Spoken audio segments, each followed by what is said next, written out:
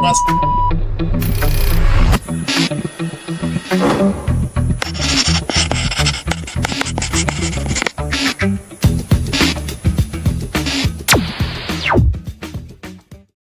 Because you are big. You just do it.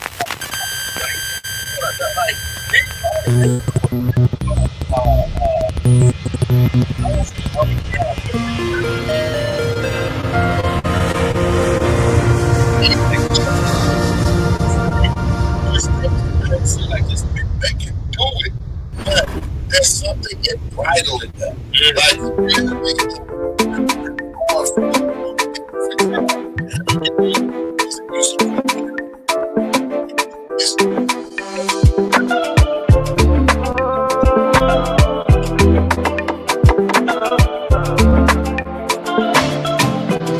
If the lily has no worry, and the sparrow has no care, why should I worry when my Father owns the cattle on the hill?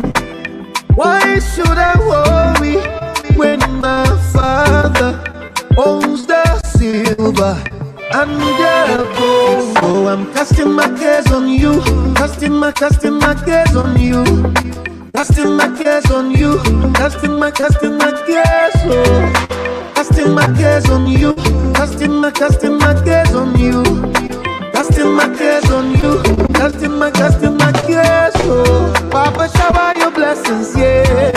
Shower your blessings, yeah. I don't rush, shower your blessings, ah. Shower your blessings, yeah. Papa, shower your blessings, yeah. Shower your blessings, yeah. Bountiful blessings. Bountiful blessings, they come my way.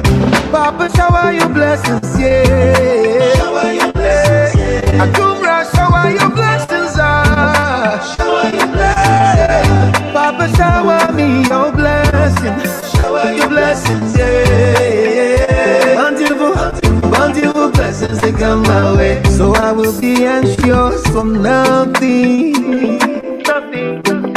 Supplicate for everything.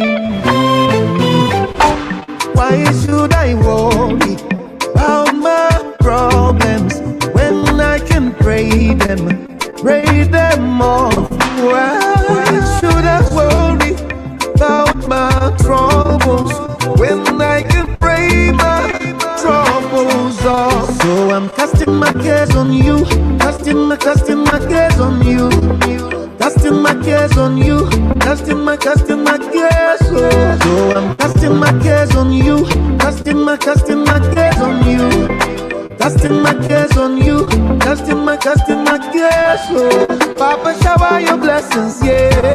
Shower your blessings, yeah. Dubra, shower your blessings, ah. Shower your blessings, yeah. Papa, shower your blessings, yeah. Shower your blessings, bountiful blessings. Bountiful blessings, they come my way. Papa, shower your blessings, yeah. Shower your blessings, yeah. Adumra, shower your blessings, ah. Shower your blessings, yeah. Papa, shower me your blessing. Shower your blessings, yeah. Bountiful blessings, they come my way. Abundant blessings, multiple blessings, bountiful blessings coming my way. Abundant blessings, multiple blessings, yeah. Bountiful blessings, they come my way. Papa, shower your blessings, yeah. Adumra, shower your blessings, ah. Papa, shower me your blessings, yeah. Bountiful blessings, they come my way. Abundant blessings, multiple blessings, bountiful blessings coming my way. Abundant blessings, multiple blessings, yeah.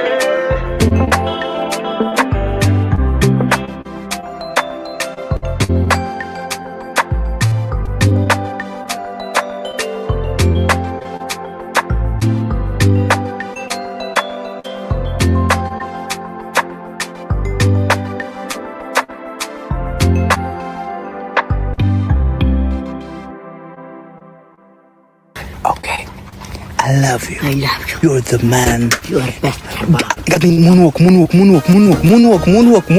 Michael Jackson. Michael Jackson. Michael Jackson. Michael Jackson. Michael Jackson.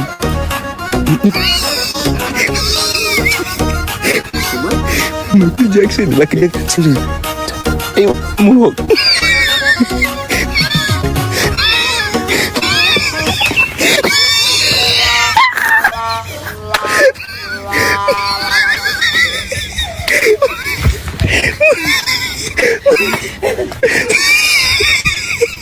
Wait, stop me.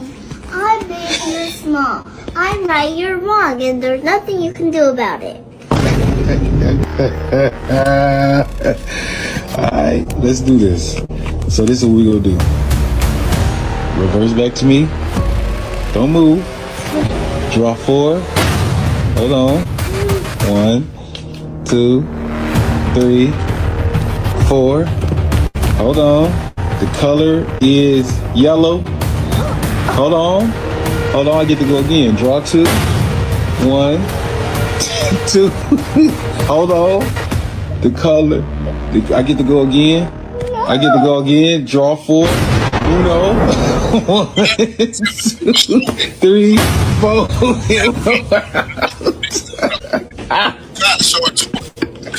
God gonna move in your life. It's some change that's about to happen in your life. And you feel like you just stuck here and this is where you're gonna be. It's not your ending result. This storm you're going through is not your ending result. You still got places that God wants you to go. Things that God wants to do in your life. Yes. And what we have to understand is that God gonna come and God gonna change some things. Yes. In order for God to change things, you need to be willing to allow Him to change it. God wants to clean up things in your heart. God wants to replace it with love, joy, and happiness. Whatever that's in your heart that's not like Him, He wants to clean it up. God wants to clean you up not from just pain though. He know you have experienced a lot of it. So He wants to give you that healing. God wants to come in and bless you with love and everything. But I want you guys to understand that you need to be willing to allow Him to do it. Open your heart up. Open that door for God. And just allow Him to do it. Amen. We gotta be willing to get rid of some stuff though, I tell you. It's certain things. How you gonna expect for God to that's called like making room for God to do amazing things in your life. How you gonna expect for God to actually put things in your life if you actually will sit around here and just you don't want to get rid of anything though. But you want God to come and actually fill your house up with blessings, but you cannot get rid of anything. Things that are not like God, you need to be willing to get rid of it. I don't know what y'all doing, but get rid of it. If it's not like God, get rid of it. The things that are like God, keep it in your heart. Like love and joy and happiness, healing, peace, strength.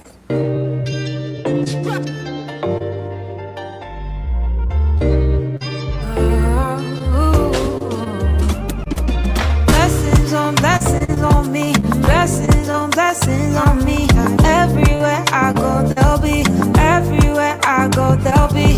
Blessings on me, blessings on me. Everywhere I go, they'll be. Everywhere I go, I can feel it. I can feel it. See His blessings all around me.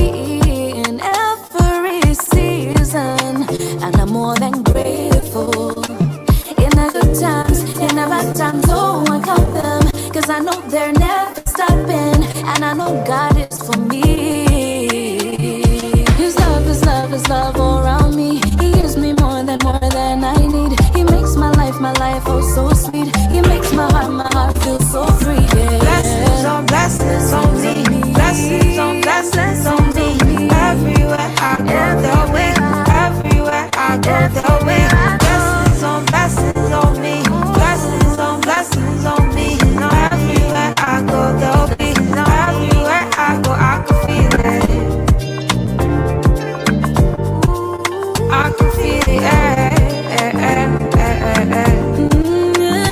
I can see your blessings, and everything I do is like I'm special, yeah. You're the one that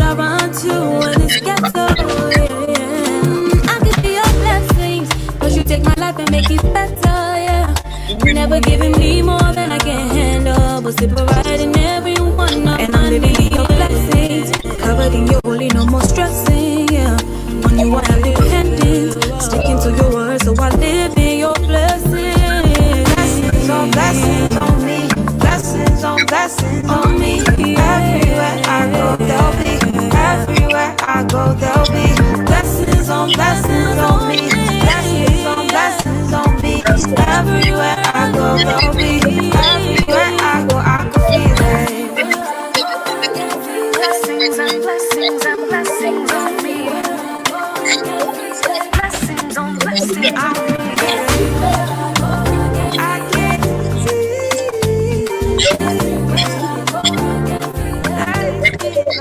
My wife, and a lot of things. I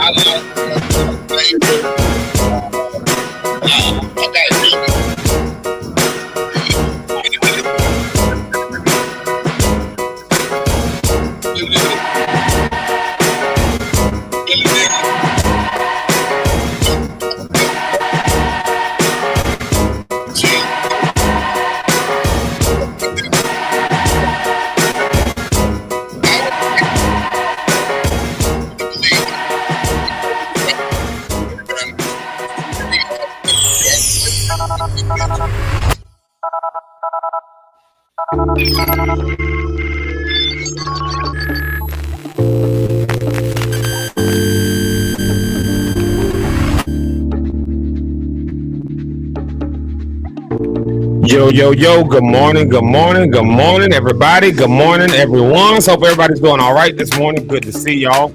Hope y'all doing all right on this Wednesday, July the 30th. We at the end of July, one more day after today. And my God, I say this every day, like that July feels like it's just gone.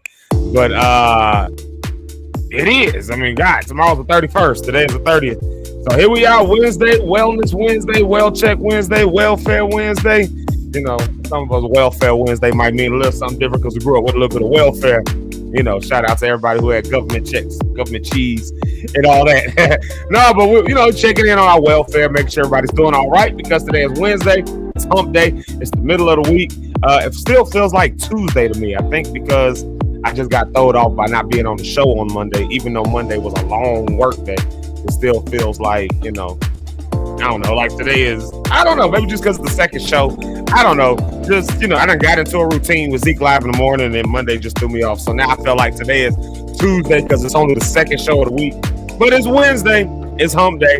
And I hope y'all are doing all right. Hope y'all made it this far with a bunch of good things. I hope y'all made it this far with, good vibes, positive energy, all that stuff like that. Realizing that the Lord is on your side. I hope all the good things have happened, but I'm not naive. I know that for some people, it might have been a tough week already. Monday and Tuesday might have been a little bit rough. And so you're just hoping that today will be a little bit better. And so, we're wishing you well and hoping things go well for you, that we now made it to the hump. So hopefully the other side of the hump, we on if this is the week for those, the hump day. This is the hump. We at the pinnacle of the hump. So hopefully, when you get on the other side of it, everything goes all right for you for the rest of this week. That's my prayer for you. That's my hope for you. That's my belief even for you. I'm going to stand in agreement and in faith with you that everything is all right. Not even just that it will be all right. I'm going to stand with you that it is all right. Anyways, we got a good show today. This is Zeke Live in the morning. Thank y'all for being here. It's a great way to start your day. I say that every day because it's been true every day.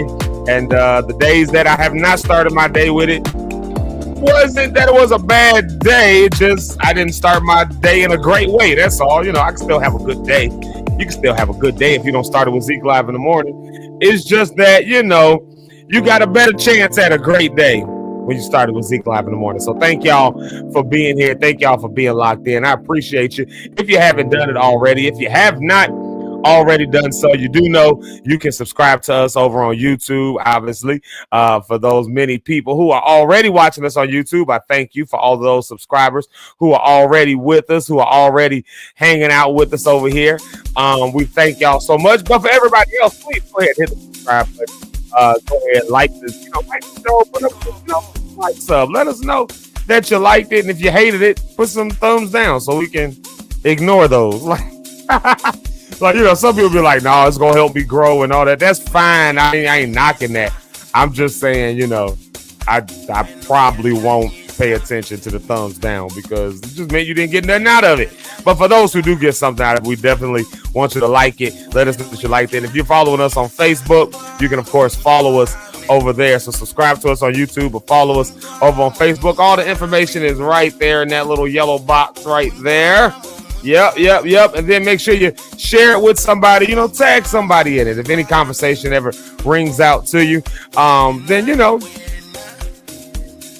just, drop a line, tag somebody, let them know that we got a good thing going over here. No, not a good thing. Nay, a great thing, because this is a great way to start your day. Yeah, Zeke Live in the morning. So shout out, of course, to my hosts, my co-hosts, Eric and Rich and Rondo on the Rocks. We are, getting up every morning to do this because we love y'all. We love the Lock Stars. We love y'all. I love y'all. I can't speak for them. I say I love y'all. There you have it right there. Let me say this real quick. In the pre-show, if you were watching the pre-show, it said this Thursday. I didn't have a chance yesterday to fix it. I said yesterday I was going to fix it. I did mention it yesterday. But next week, there is no Healing Voices next week. That's not until the 14th. That date, it said on the 7th. That's incorrect. It should have been on the 8th or the 7th or whatever they had on the pre-show, on the flyer on there. That was looking at the wrong day and then went with it and didn't even, long story short, just typed in the wrong day. We got to change it, but we got to go into the video and re-download it and all that. And I didn't have time to do that. I'll get into that a little bit later on about why I didn't have time to do that. So y'all just keep me and my family in prayer. Yesterday was, last night was a rough night. So y'all just keep me and my family in prayer. Just, my family, when I say my family, I mean, I got my own family now, me and my wife. Ain't that crazy? I started a family. We ain't got no kids. We ain't pregnant, I don't think. I don't know, unless the hospital tell us something different that they just ain't told me yet. But we ain't got no kids. So, it's just me and my wife. That's our family. But y'all keep my family in prayer. As I told y'all, I can tell y'all right now, my wife is, she's in the hospital right now. And so last night was a little bit of a rough night. And I won't go into all the details.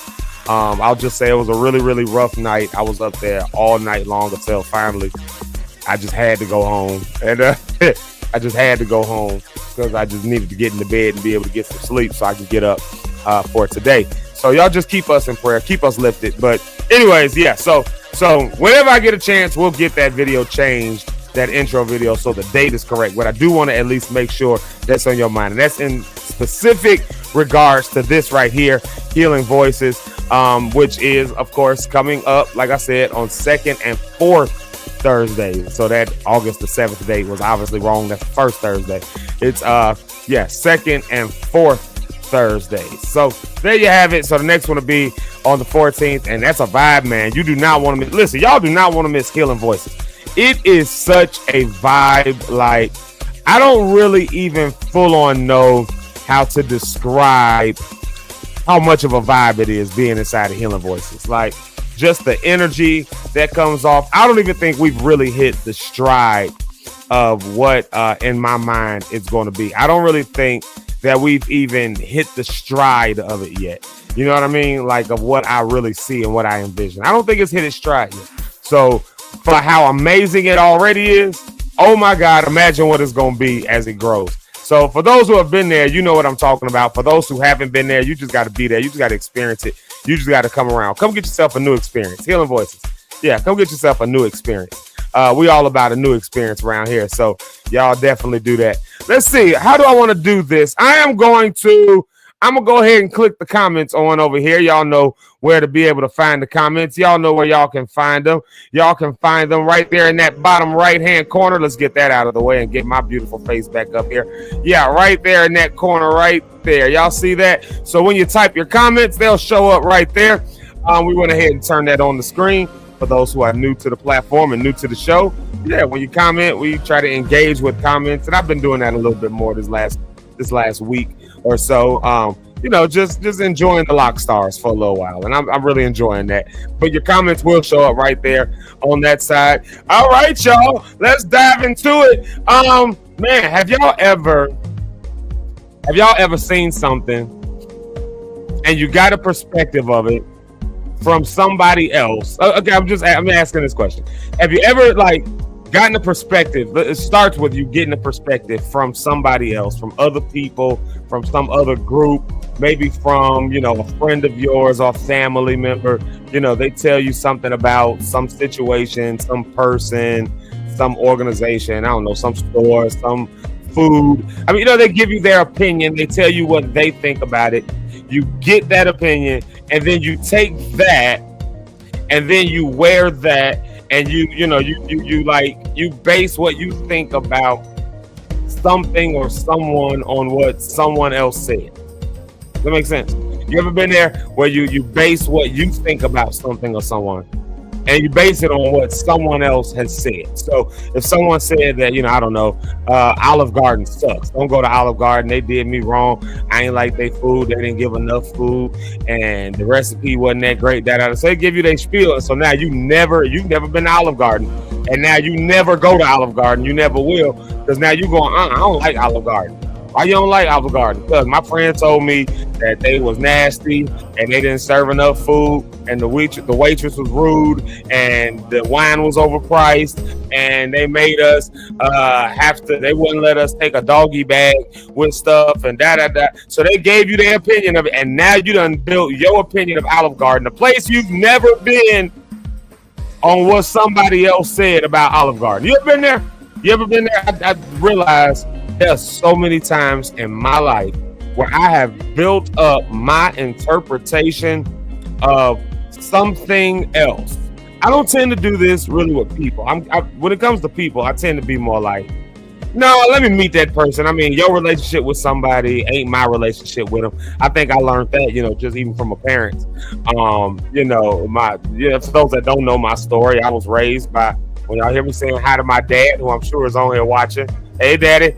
When y'all hear me talk about my dad, y'all know I'm usually talking about for those that don't know my story, he's my stepfather. For those that don't know, my mom remarried when my sister and I were young. And so the man that raised me, is my stepfather. So y'all hear me calling him my dad. Y'all never hear me refer to him as my stepfather. Only when I need to like clarify things do you hear me saying my stepfather. It's the only time you ever hear me saying my stepdad is when I have to clarify to people, like, no, the reason my last name is Locke and my dad's last name is Dyson, and I got to clarify that for people and get them to understand it. But so you hear me talk about my dad. Anyways, I'm saying that to say, my mom and my biological father, Lionel, and sometimes he's watching. So hey, Daddy, like, I got two daddies, and both of them sometimes be watching. I can't say it like I'm a grown man. I can't say I got two daddies. I gotta say I got two fathers. But anyway, when my mom and my dad divorced when I was a child. So I had to have a relationship with my dad that was not based on the relationship my mom had with him. You know what I mean? So we had to learn that early on. Anybody that's ever been the child of a divorced household, or a household where the parents just didn't work out for whatever reason, and so they're not together, you had to learn that mama and daddy's relationship was not me and daddy's relationship, or me and mama's relationship.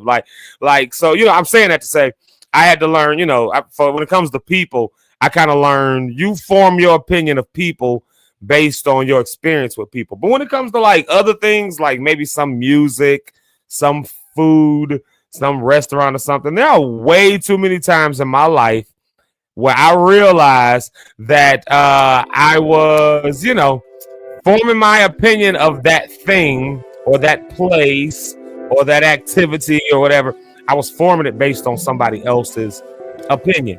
I got a question. Why we do that? Like, why do we do that? I mean, do we just trust people because there's times where I think it's warranted when somebody says, hey, stay away from this, don't do that, da. I do think there's times where that's warranted. Like somebody tells you don't go down this road, it's a big hole in the street, you're going to fall and break your neck.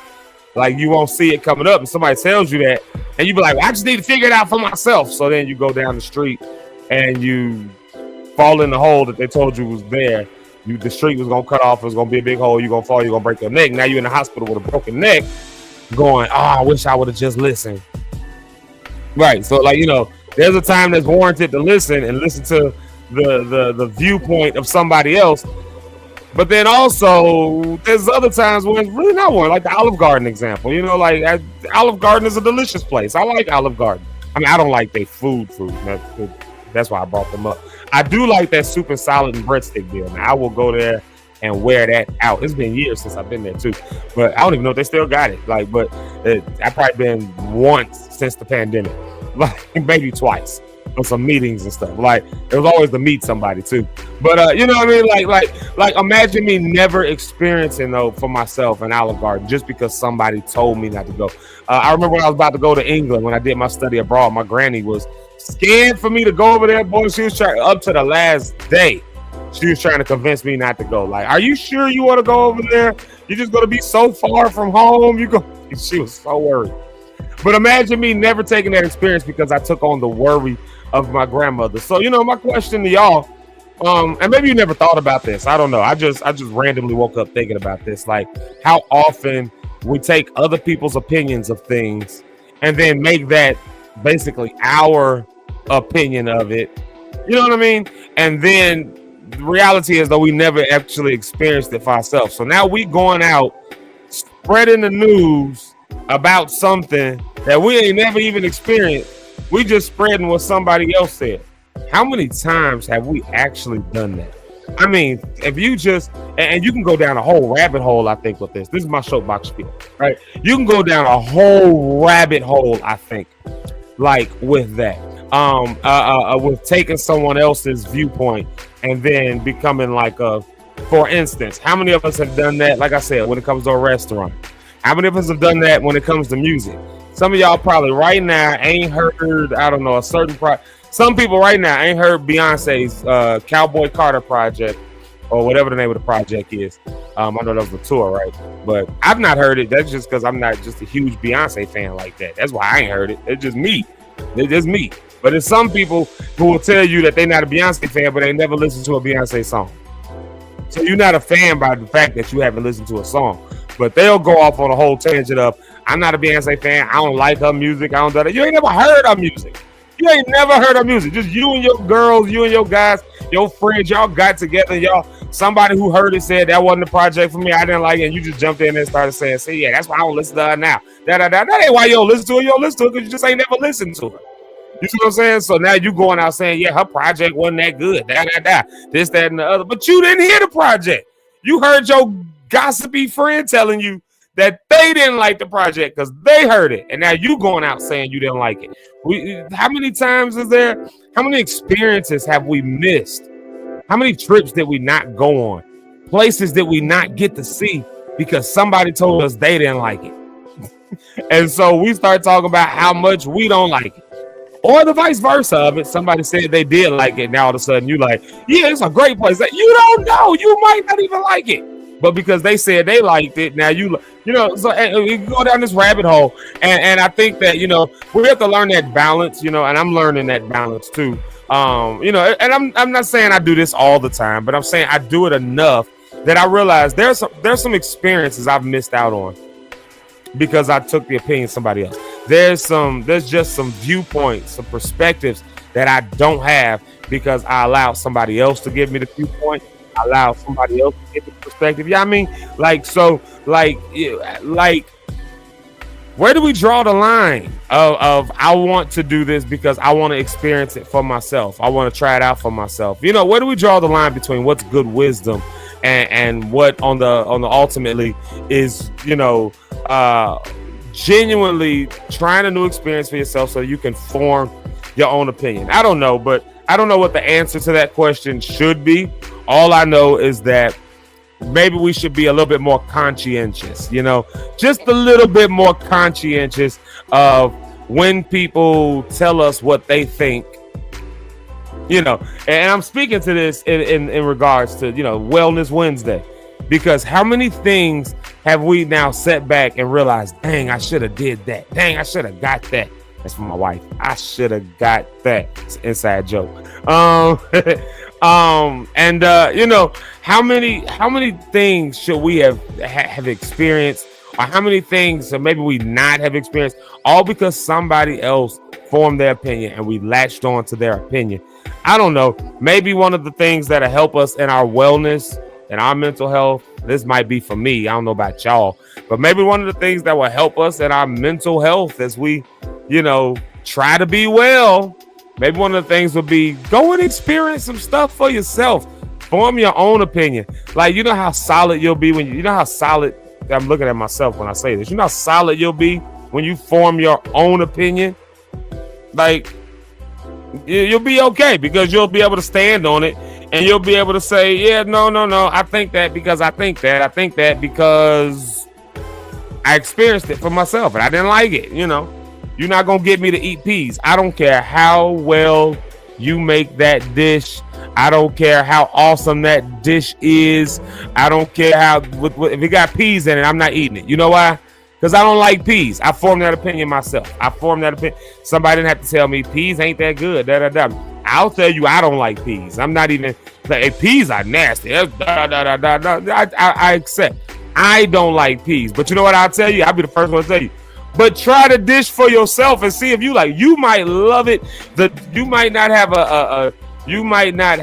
a hate-bound relationship with peas, with green peas. So try the dish.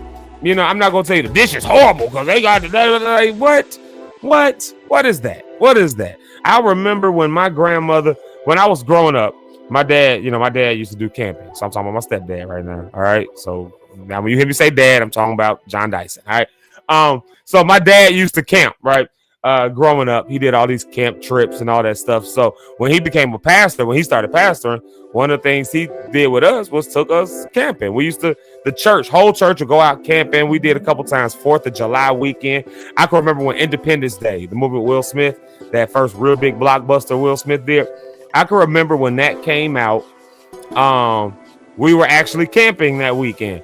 I remember leaving from the campsite, going to the movies, and then coming back camping. I remember all of that. But yeah, so we'd be out there camping in nature. It was beautiful. Loved it. And my grandmother was visiting us maybe that second year that we did camping. My grandmother, God rest her soul, she would come out, you know, she would fly in from San Francisco. I think she was still in San Francisco at the time. That's before they moved to Vegas. So that was when she was still living in San Francisco. And she would come, you know, a few times a year and be with us, you know, grandma. Love my grandma. So she would come and be with us. And she did not want to camp. I mean, she was finding every excuse not to go out here to this campsite because, you know, her and her friends, you know, camping, there's going to be animals out there. You better watch out for her friends be talking and they'll put it in her mind, the cougar's going to come. Now we camping in Illinois. Mind you, I get it. You know, you done raised your family in San Francisco. So, you know, my dad went camping as a kid. Of course, they had to worry about bears and cougars and, you know, mountain lions, you know. They had to worry about that kind of stuff, you know. In certain areas, you got to worry about the scorpions and all, you know, certain snakes, rattlesnakes. Yeah, you got to worry about that out west.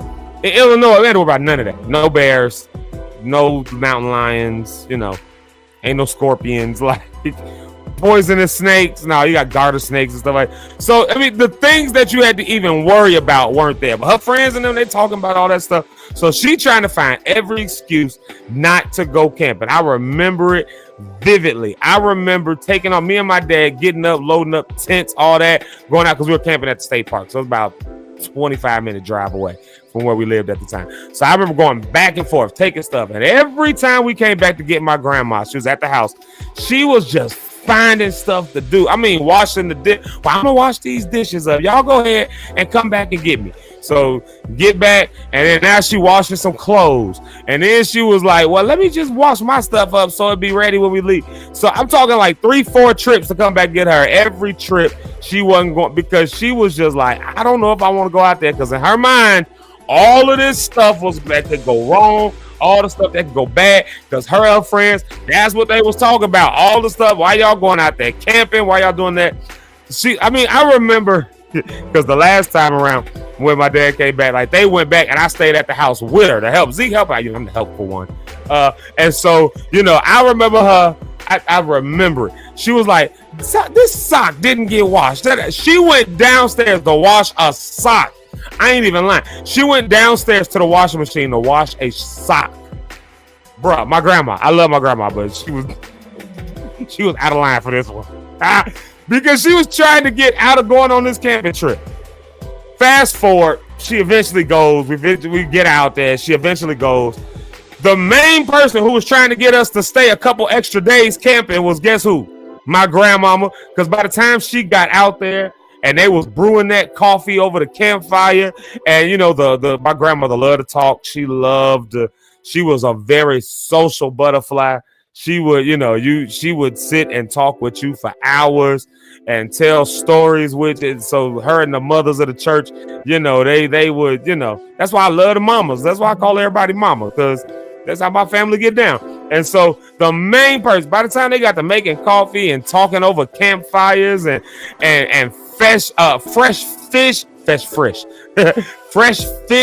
that's coming out of the river, you know what I'm saying? All of that stuff. By the time all of that happened, there was no turning back for after that. Like, she came just to go camping with us after that. So the opinions of her friends no longer matter because she experienced it for herself. And when she realized, oh, I like camping. In fact, I love camping. In fact, I want to go camping more. I want to do it again. She was trying to avoid it. You see what I'm saying? She was trying to avoid it because she had opinions from others, goes to experience it herself, and now she goes back telling the others. I don't know what y'all talking about. Camping is amazing. I had a good time. We was making coffee over the campfire. Wake up and that cold water hit your face. We had fresh fish that was caught straight out the river, and put it on the grill. There was so much food out there. The kids were playing. They had volleyball nets set up because we did it big. We set up volleyball nets, basketball courts. I mean, we did it big. We had a great time. Water balloon and water gun fights. My grandmother, by the time she experienced it, she was sold on it 100%. But beforehand, so what changed? Her own experience versus listening to somebody else. And so, again, how many experiences that are really, really beneficial for us have we missed out on, all because we took on the opinion of somebody else, the report of somebody else? There's an old song in the church world. Whose report will you believe? We shall believe the report of the Lord. Y'all remember that song? Yeah. Whose report will you believe? Like find a different report to listen to, and at some point experience it for yourself. That might do you well for your mental health. That might do you well for your physical health. Because just think of all the benefits you get when you find something. And then also, if you don't like it, then you can stand 2 feet on the ground, 10 toes down, talking about, nope, I don't like it. Yeah, my friend was right. That was horrible. And then y'all can all say it. And then, but you just got to find that right balance, and hopefully that'll be well. And, we'll get into this maybe a little bit later on. We said that we would. I heard an interview and I heard what everybody else was saying about this interview. Then I watched it today and I was like, oh, shoot. I agree with the guy that everybody was mad at. The guy everybody was mad at is the same thing I was saying for a long time. Because I listened to it for myself and I realized, yeah, this is a nuanced conversation, and a bunch of people jumped at the foot. And we'll talk about it a little bit later on. It's Isaac Curry and Norman Jumphey. I understood it, but when I heard it for myself, I understood it. I understood both sides, but then I started thinking, you know what? I think a bunch of people are making reactions to opinions, not to the actual interview. How often have we done that? Let me just be real. How often in the church world have we done that? Because we're trained and taught, listen to your pastor, listen to your preacher. What they say is from God. That is what it is. That is the word of the Lord. So their opinion becomes law in your mind, and you've cut some things out of your own life because your pastor said so, or because the church mother said, or whoever. I don't care. But we're trained to think like that, not to think for ourselves. Something's got to change in that. Something's got to change in that with us. We'll do better. We'll do better in I think in life. We'll do better in our mental health. We'll do better in our experiences. And a lot of times what I think people are so quick to give you their opinion. And I'm not saying this even just for church world. I'm saying this for business. I'm saying this for friendships. I'm saying this for relationships. Sometimes people are quick to give you their opinion and want you to latch on to their thought of it because they've got some level of a control over you, and they don't want to lose that control they have over you. You know, a business that no, don't do this, don't go with them. A candidate that's running for office, no, don't vote for them. They tell you all the bad stuff. We found, I don't know, Dave Johnson. You know, if he's running for mayor or something, we found Dave Johnson. We found out that he likes, I don't know, peas. I don't like green peas, so I'll say that he likes peas. You know, they put all the weird stuff with the weird voice in the background. He likes peas. Oh no, vote for it. So pea eating the what? Like, you know what I mean? Like, you know, and it don't be stuff like he likes peas. It'd be like vile stuff, right? Like he texted a woman who was not his wife. You know what I mean? Like, they find all your dirt because they trying to turn you on them. Why? Because they want the vote. They want to have a control over you. You know, sometimes pastors don't want you to go listen to nobody else. Y'all need to listen to me. Don't go listen to no other preacher. I'm your pastor. Why would you latch on to me if you was gonna go listen to everybody else? Why? Because they got a level of control over you. So they gonna tell you what to think. That businesses the same way. Don't go spend your money over there. They're horrible. They donate to terrorism or something. I don't know. They do. They give you all kind of stuff. Why? Because they got a level of control over your pockets and they don't want to lose it. When somebody's giving you too heavy of an opinion and really trying to convince you not to do something or to do something, you know, it might serve us well to hold on, let me pause. Let me think. I hear you, buddy. I hear you, buddy. I got you. Okay, buddy, I got you. But let me take your opinion and put it right here and put it in the bank of, okay, I'll put it in the, the general bank of information I got. But why should your voice speak out so much bigger than all the other voices going on? And that's why, to me, and this is a personal thing for me, I would encourage you to try it out for yourself. But to me, I'm relearning to some degree to hear what I think God's voice for me is. Because other people, who cares? At the end of the day, what do God want? What do I want? Everybody else's opinion can feed to that and then help me shape it. But it can't control the narrative. Don't let somebody else's viewpoint control your narrative. I'm looking at myself when I say it. I'm looking, there's a screen, I'm looking at myself. So y'all, if you taking it for you, I'm talking to me. Don't let somebody else's viewpoint control the narrative for you. You create your own narrative. Create your own narrative. Use other people's opinions. Use other people's viewpoints within reason, within what makes sense. Like if somebody tells you there's a hole up in the front of a road and you're going to fall into the hole, that's maybe a viewpoint that you want to put up because somebody experienced an actual hole, an actual danger. So maybe that's an opinion that you say, okay, we don't go down that road. That's verifiable information. That's fine. See, so that's not an opinion. That's just a matter of fact. But when somebody tells you they don't like something, they didn't care for this, that's an opinion. I don't know if y'all remember in third grade when y'all learned the difference between facts and opinions. For millennials, we learned that around about third, fourth grade. Other people might have learned it later or earlier. I don't know, but there is a difference between facts and opinions. It's okay to take facts, verifiable facts. What I don't think is okay is to take somebody's opinion and then form that into your own opinion without ever experiencing it for yourself. And I think we'll just do better in that way. That's my soapbox spiel. I don't even know what got me on that. I just woke up thinking about that. Like, how many things have I missed? And it's just being honest introspection. How many things have I missed? How many things have I gotten involved in and maybe I shouldn't have been in? Maybe I just should have never, you know what I'm saying? I got a song. I gave you 2 lines to 2 songs that I got. I gave you 2 lines to 2 songs. I got one song called Glitter. I don't have it loaded up. I don't have Glitter, the track to it loaded up. But the line of, the chorus line, matter of fact, Healing Voices. If you come out to Healing Voices, if you come out to there on the 2nd and the 4th Thursdays, then you'll find stuff like what I'm about to talk about. I did this song called Glitter, and at Healing Voices, I taught them, the chorus line to it. We actually recorded. I put the mics out, and we recorded our voices going in. So I got a take of that. Yeah. And the song said, I taught them the line that says, "Hallelujah, I'm better now. Hallelujah, I'm free. Hallelujah, hallelujah. Whatever you're hearing now, it'll be all right." And but the first verse says like this: "Everything that glitters ain't gold, and everything that shivers ain't cold. don't buy everything you're sold, and don't believe everything you're told. I don't care what you heard now. It'll be all right.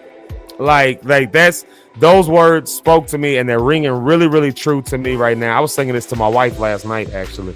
I'll talk about that a little bit later. Yeah, the line was just, hallelujah, I'm better now. Hallelujah, I'm free. Hallelujah, hallelujah. Whatever you're hearing now, it'll be all right. Right? So I was singing that to my wife last night. It was a bunch of nurses. We'll talk about that when we come back. After this music break. But yeah, you know. But that first line has been ringing out with me. Everything that glitters ain't gold. Everything that shivers ain't cold. Don't buy everything you're sold, and don't believe everything you're told. Like, you gotta, on some level, you gotta figure out that your opinion, your viewpoint, your perspective, your goals, your dreams, your hopes, they matter.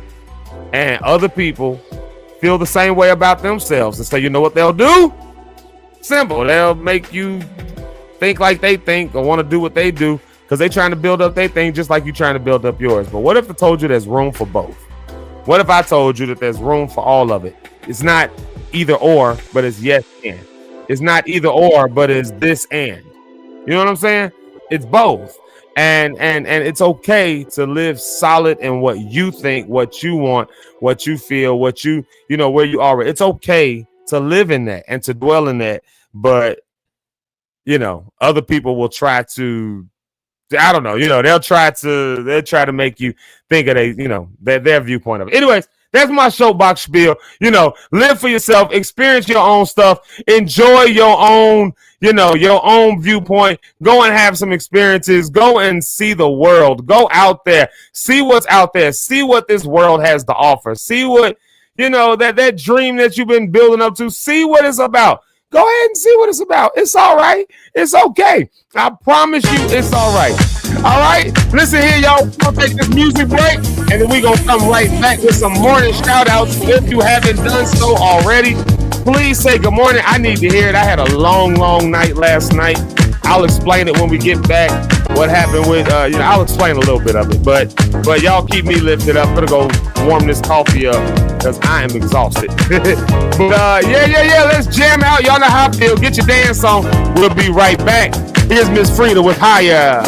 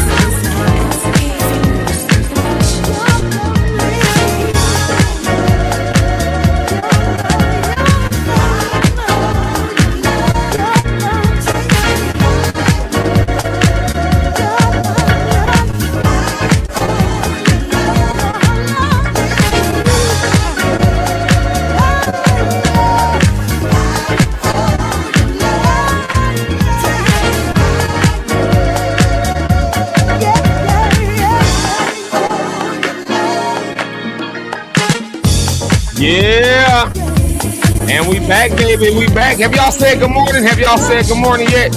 Y'all said good morning yet? If you ain't said good morning yet, then now's the time to say it because I definitely want to know you're here. We all want to know the Lock Stars. We love y'all. We love each other around here. We say good morning to each other around here. My mama said when you come to a place, make sure you say good morning when you walk into a room. So, no. But if you're able to, some people are driving. I get it. Some people just by circumstance, they just turn it on, they listen. You can't. I get it. But if you're here, you got an opportunity. Say good morning. Let us know that you're here. We want to wish you well this morning. And also, we want to hear what amazing thing you have to say because I'm going through these comments and I'm looking at them, and y'all are encouraging me in these comments. My God, what? Y'all came in hot this morning. First comment of the day. Look at the first comment of the day. It's our mans I got. I bought my dog, my brother, DJ Red. Look at right there. Look at this encouragement. Look at this encouragement he just gave us all. Good morning, blessed people. That's the first encouragement. We're blessed people. It's worth it Wednesday. All right.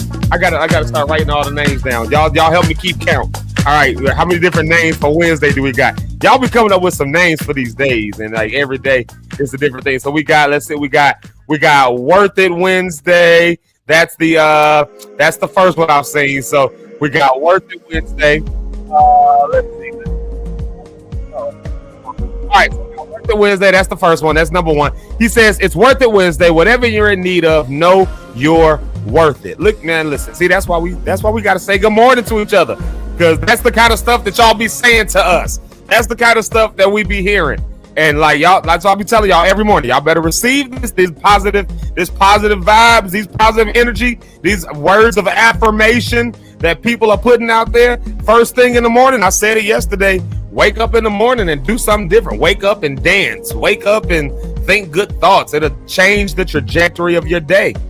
So look at this blessing that Marcus says. It's Worth It Wednesday. Whatever you're in need of, know you're worth it. And he says, go ahead, tune in to Zeke Live in the morning. Like, share, subscribe. Do it now. You got this. You don't remember nothing else. Marcus always says this.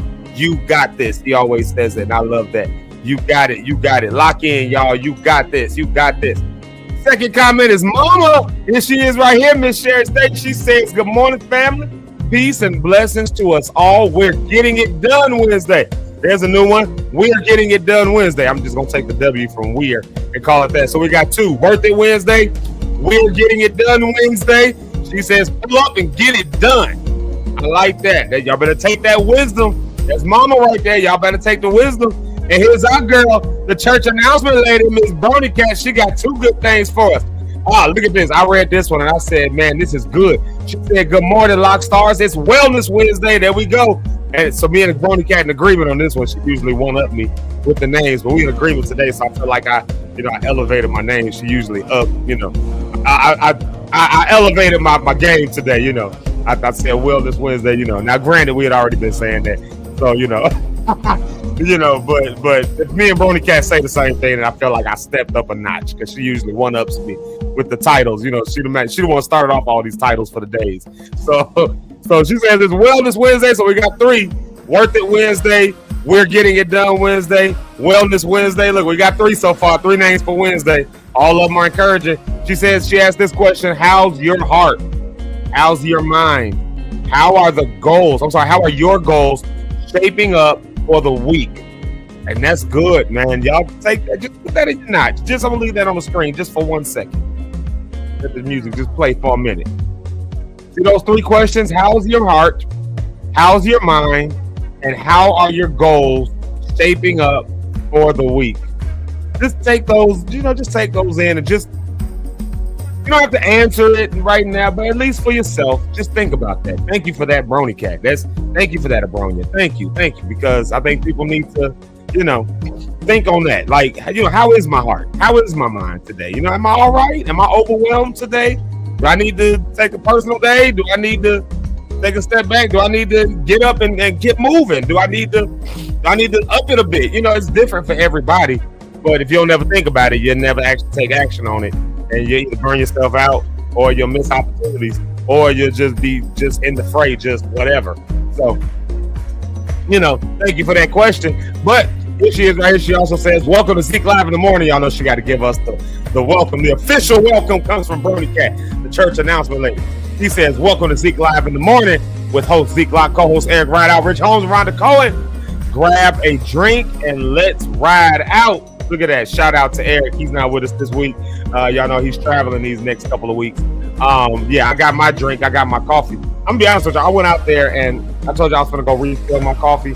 I went out there, I drank the rest of this down, and then I started doing something, and then tried to hurry up and run back in here to get back on the screen. And now my coffee is almost gone. I was supposed to fill it up during the music break. So there's that. So I don't know what y'all drinking from, but my wife been in the hospital, so my Santa Claus mug is still dirty. So I got to use this. I guess I'm going to go in there and wash dishes. I'm not going to make my wife come home and wash dishes. So I guess I'll wash some dishes today. I ain't going to make her come home and wash dishes. Baby, I love you. I ain't gonna make you wash no dishes. All right, here goes. And y'all know that's real love because I don't wash dishes. If it's one chore I detest, it is washing. I will clean a bath. I will clean a dirty toilet with a toothbrush before I go wash the dishes. Like, I hate washing dishes. I don't know why. I think it's because I'm so thorough with it. Like, when I wash, like, I need every crevice. So I gotta, like, get my mind together to wash dishes.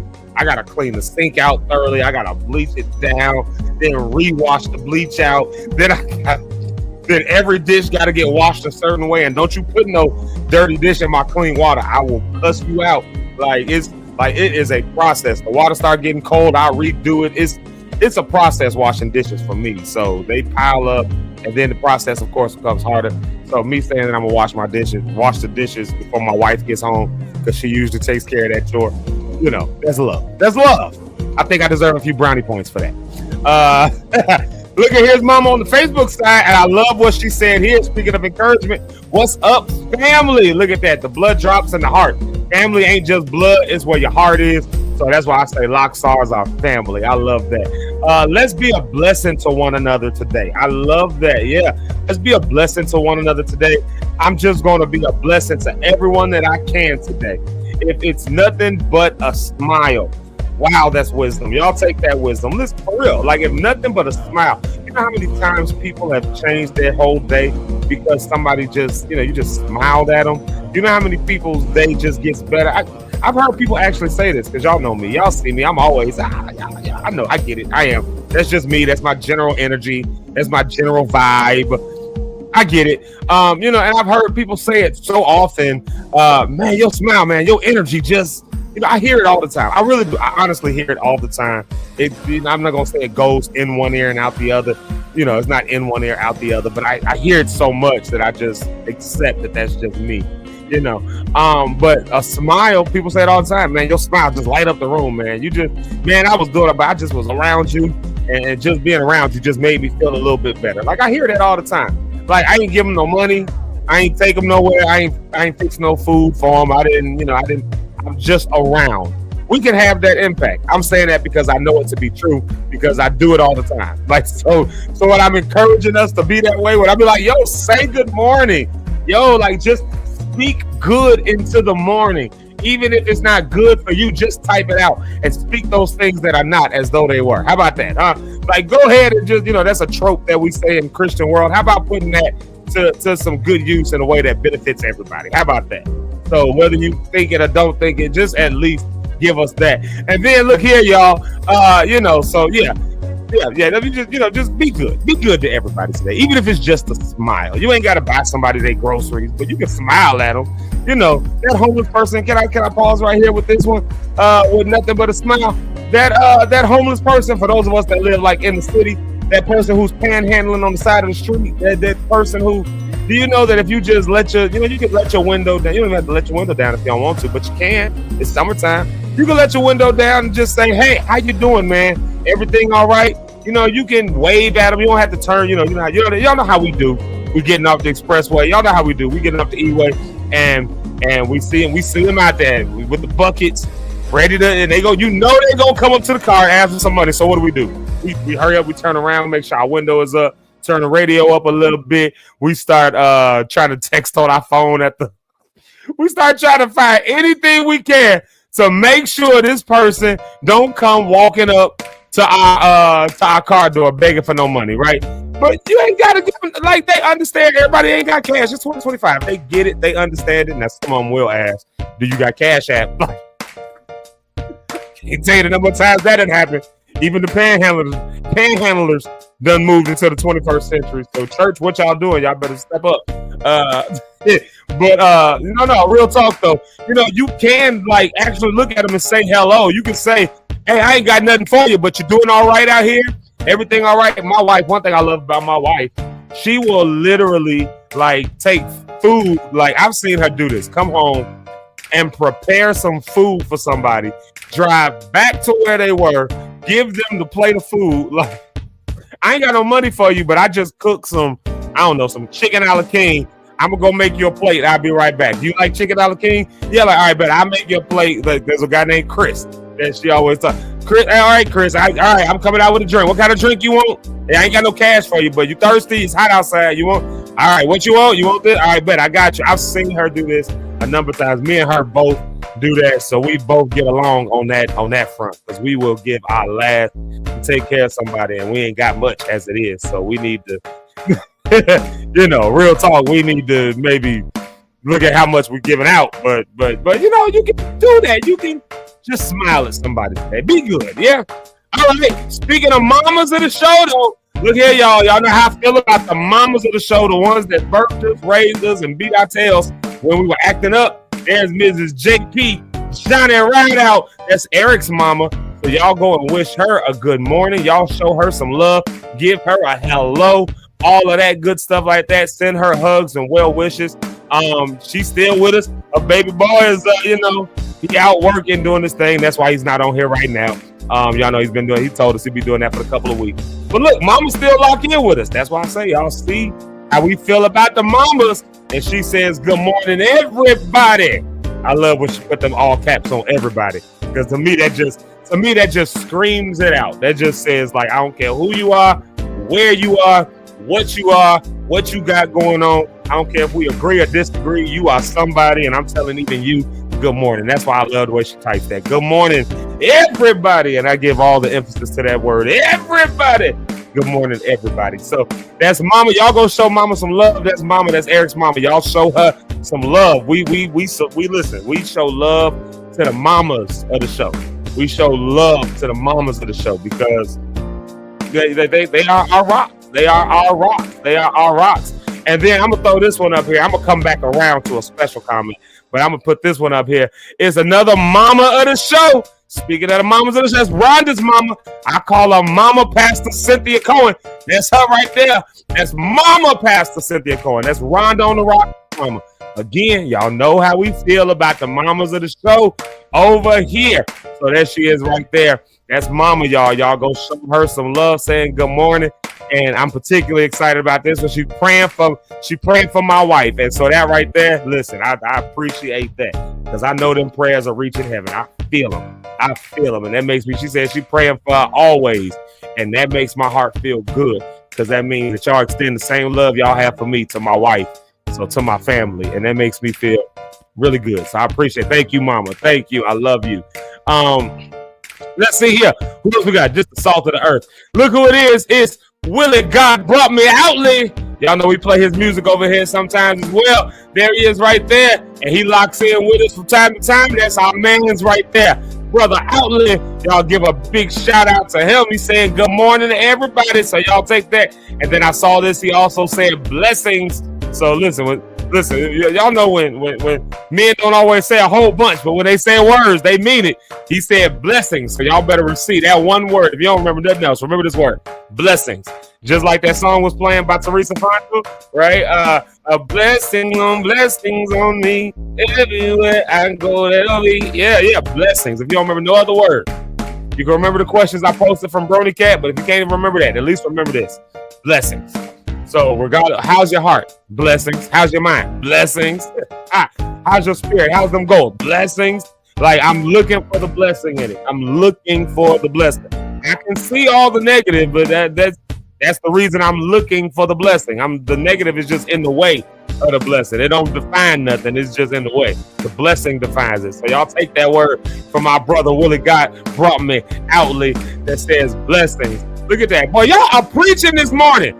I ain't got a host this morning. Y'all preaching. Y'all hosting to me.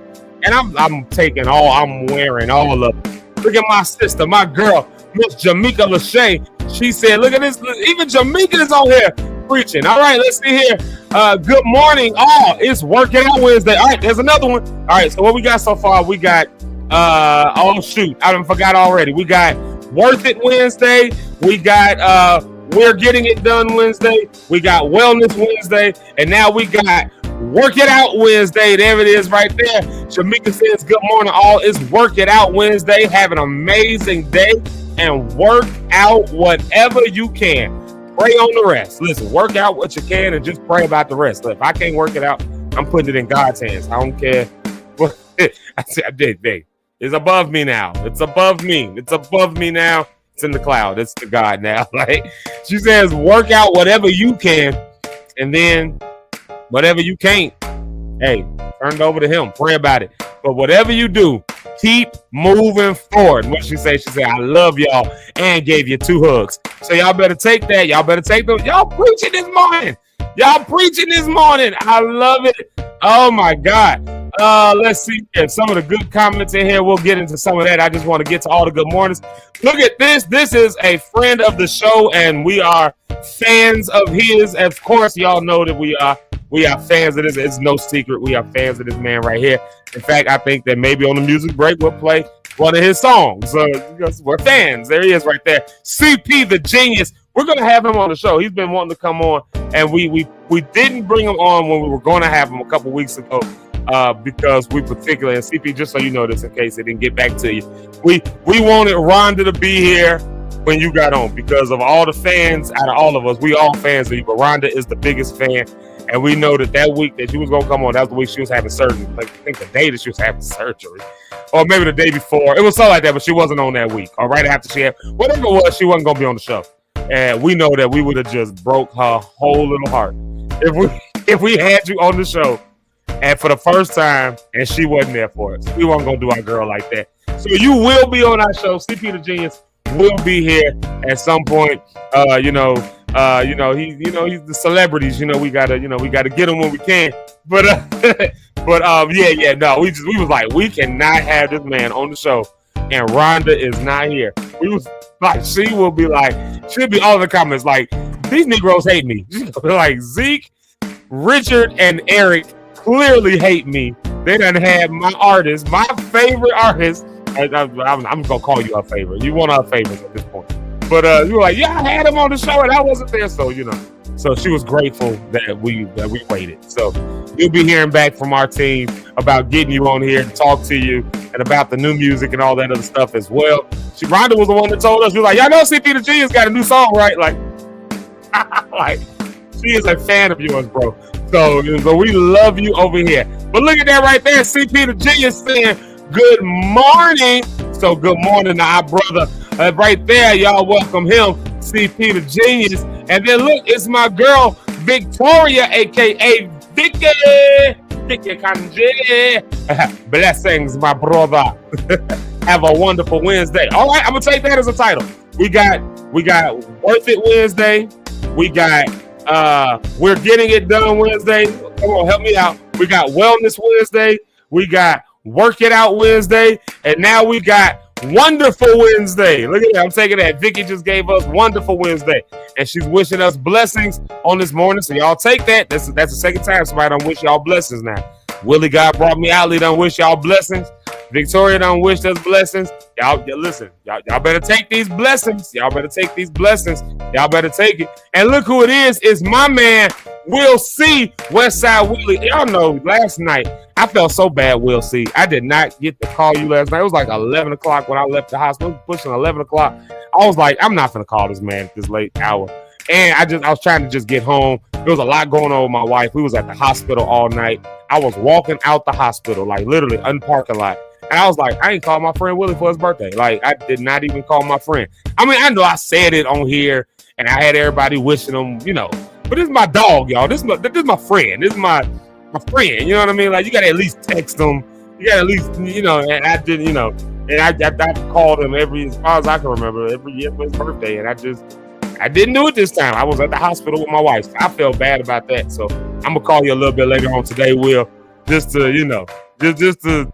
So for you, it'll be Willie Wednesday. There you go. It'll be Willie Wednesday for you. So I'm gonna just add that as an honorable mention to the titles. It'll be Willie Wednesday. What side Willie Wednesday?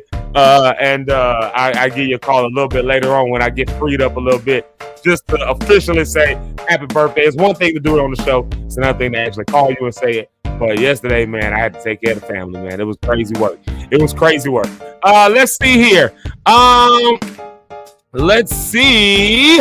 It is our girl, Miss Rhonda on the Rocks. Y'all shout out our girl Rhonda on the Rocks. Y'all know when she's here, it is a riot. CP the Genius, I told you, this is probably your biggest fan. This right here. I don't know. Maybe you know your biggest fan, but this is one of your biggest fans. You need to add her to the mix of your biggest fans. There she is right there.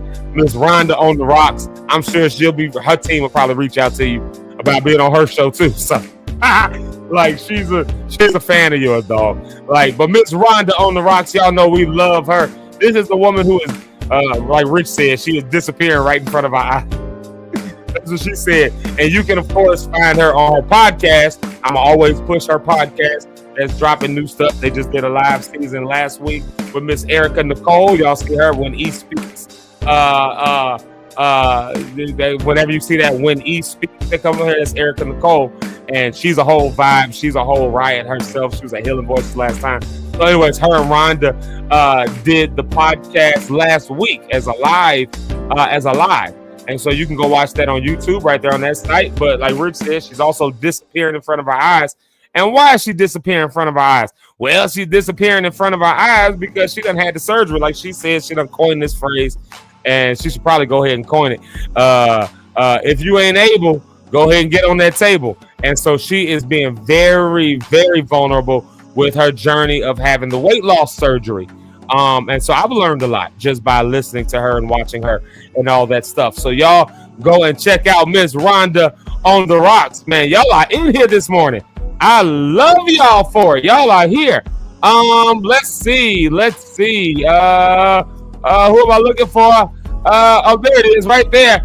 John Johnson, my dog. What's up, brother? There's John Johnson with the yo, yo, yo. I love the way he types that. That's like his signature, I think, at this point. He says it like this every morning. Yo, yo, yo. That's my dog, John Johnson. Y'all go ahead and wish my dog some love and some happy feelings and all that stuff. He's on the Facebook side, and y'all know Freedom Lighting. I keep pointing that out because he did something at a time in the Black church in Chicago when people started needing lights and stuff. He saw that market and went and cornered it for a minute. So shout out to him. He's a good dude too. Like I've done some stuff and he came out and supported it and just did my heart real well. John, I don't know if I ever told you this, John, but I still wear some words that you posted a couple years ago. I did a thing, the first thing I did musically in a while, and we did it on the West Side. I'm sure you remember this. It was the first time I sang the song Glitter and Freebird and all that. I had just written it. It was brand new. I couldn't even remember the words. I had to have my wife come up there for one of the songs and hold the show. My wife at the time, she had to hold the lyrics for me, like so I could read the lyrics because I couldn't remember it. DJ Red was DJing. I had my bass guitar out there. Like, you remember that show? And the very next day you posted something and you said that encouraged you to get up and get back and doing music and stuff. And I took those words and they encouraged my heart so much. And I still lean on those words to this day when I feel discouraged. I don't know if I ever told you that. I don't know if you ever knew that, but just you posting that next day. And here's why it meant something to me. It showed me, improved to me, reminded to me that I still had some level of value in the space that I kind of walked away from, that I just dropped it all. And when I went to go pick it back up and tried to get my own mental health together and I was doubting myself, seeing stuff like that encouraged me and helped me to get back up. I might not be doing Zeke Live in the morning had it not been for those little key markers, those little key points. That's why I tell y'all it's so important. This is why I believe it. I keep saying it all the time. When we just simply type stuff like good morning and all the stuff y'all be posting on these good mornings, y'all see how long these shout outs be taking? You know why? Because y'all be saying good stuff and I spend time on each one because I want to extract all the love and beauty out of each one of these comments because somebody needs to hear it. Somebody needs to feel that energy. Somebody needs to feel that. And so, John, when you posted that, there was a certain energy that came off of that transferred to me. that I still wear to this day, bro. And I'm telling you, man, like that encouraged my heart. You told me the very next day, like in that post, you tagged me that that's how I saw it. Because y'all know I don't be on Facebook like that.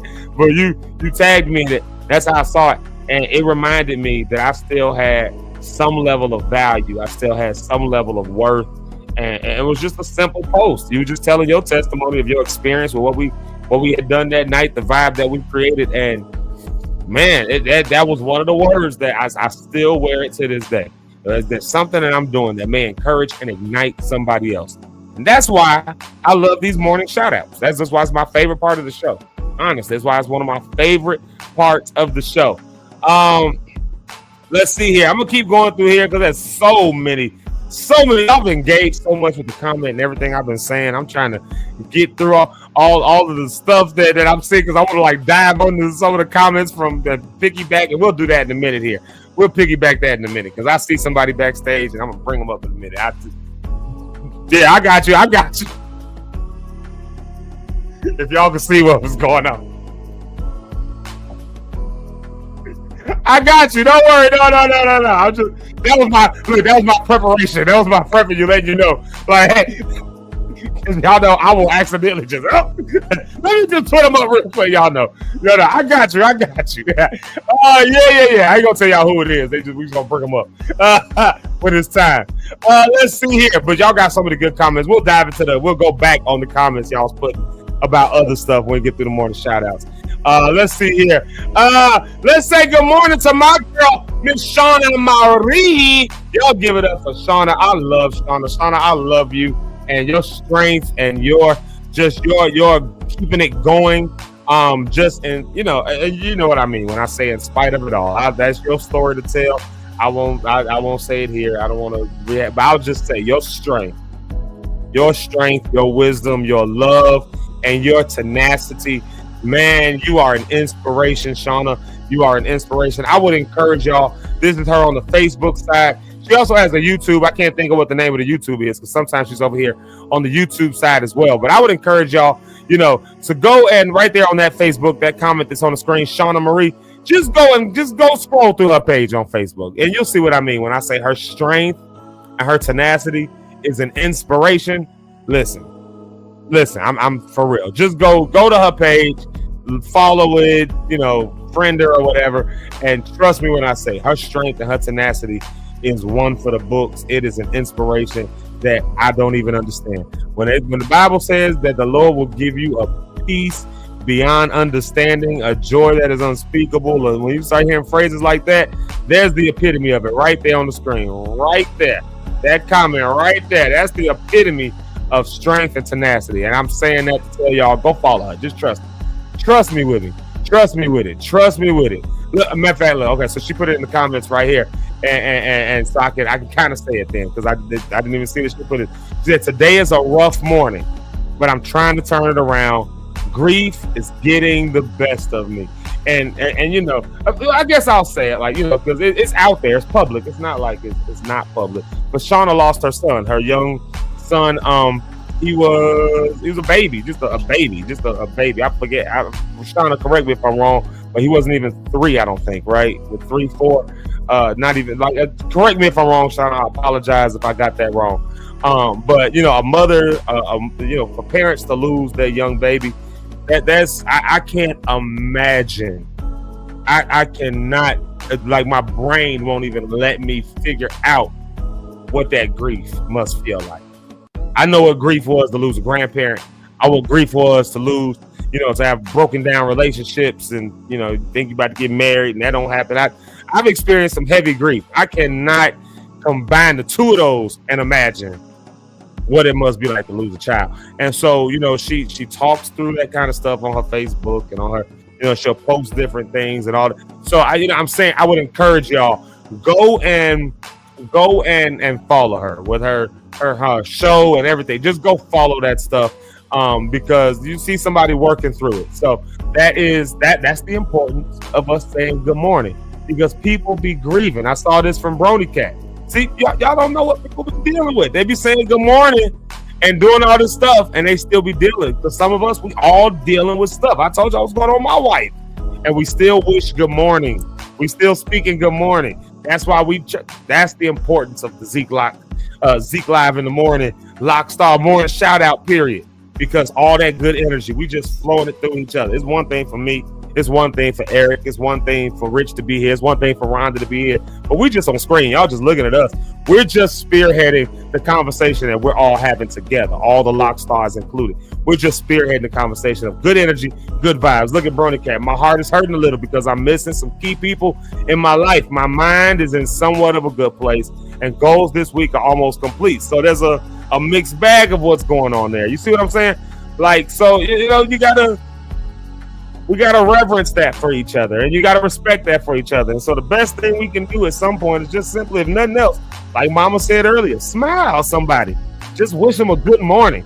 All right, you know what I'm saying? And speaking of mamas and good mornings, look at who it is. It's my mama, Dr. Lisa Dyson. My mama birthed me, raised me, and beat me more times than I can imagine, than I could tell y'all. But she's loving, she's sweet, and she will whoop your tail. At least she'll whoop my tail. So to this day, I don't want to get a whooping from my mama. So there's my mama right there. Y'all tell my mama good morning. Y'all know how I feel about the mamas of the show. Y'all know how I feel about the mamas of the show. So good morning to my mama. And I'm going to throw this one out there too, because I do know this. Sometimes Rich's parents, you know, the three of our parents be sometimes on and comment, but a lot of times Rich's parents be listening and watching. So shout out, because y'all know they supported the show even financially. At times they've done so we got to give a shout out to them. Doctors Richard and Ladecia Holmes. We got to give them a shout out as well. Those are Richard's parents. So y'all know how we feel about the mamas and the daddies of the show. Shout out to my daddy as well, Dr. John Dyson. Shout out to, like, I know all of them be watching at times and don't always get a chance to comment or aren't always available to comment, but we have to at least still show them love because I know they're watching. So shout out to them as well. That's the mamas and the parents of the show. Our parents support us and we don't take it lightly at all. So that lady on the screen right there, that's my mama. That's my mama. Y'all go show my mama some love. Dr. Lisa Dyson. Y'all go show her some love. Let's see. Who else is in here that I missed? I'm trying to make sure I got everybody.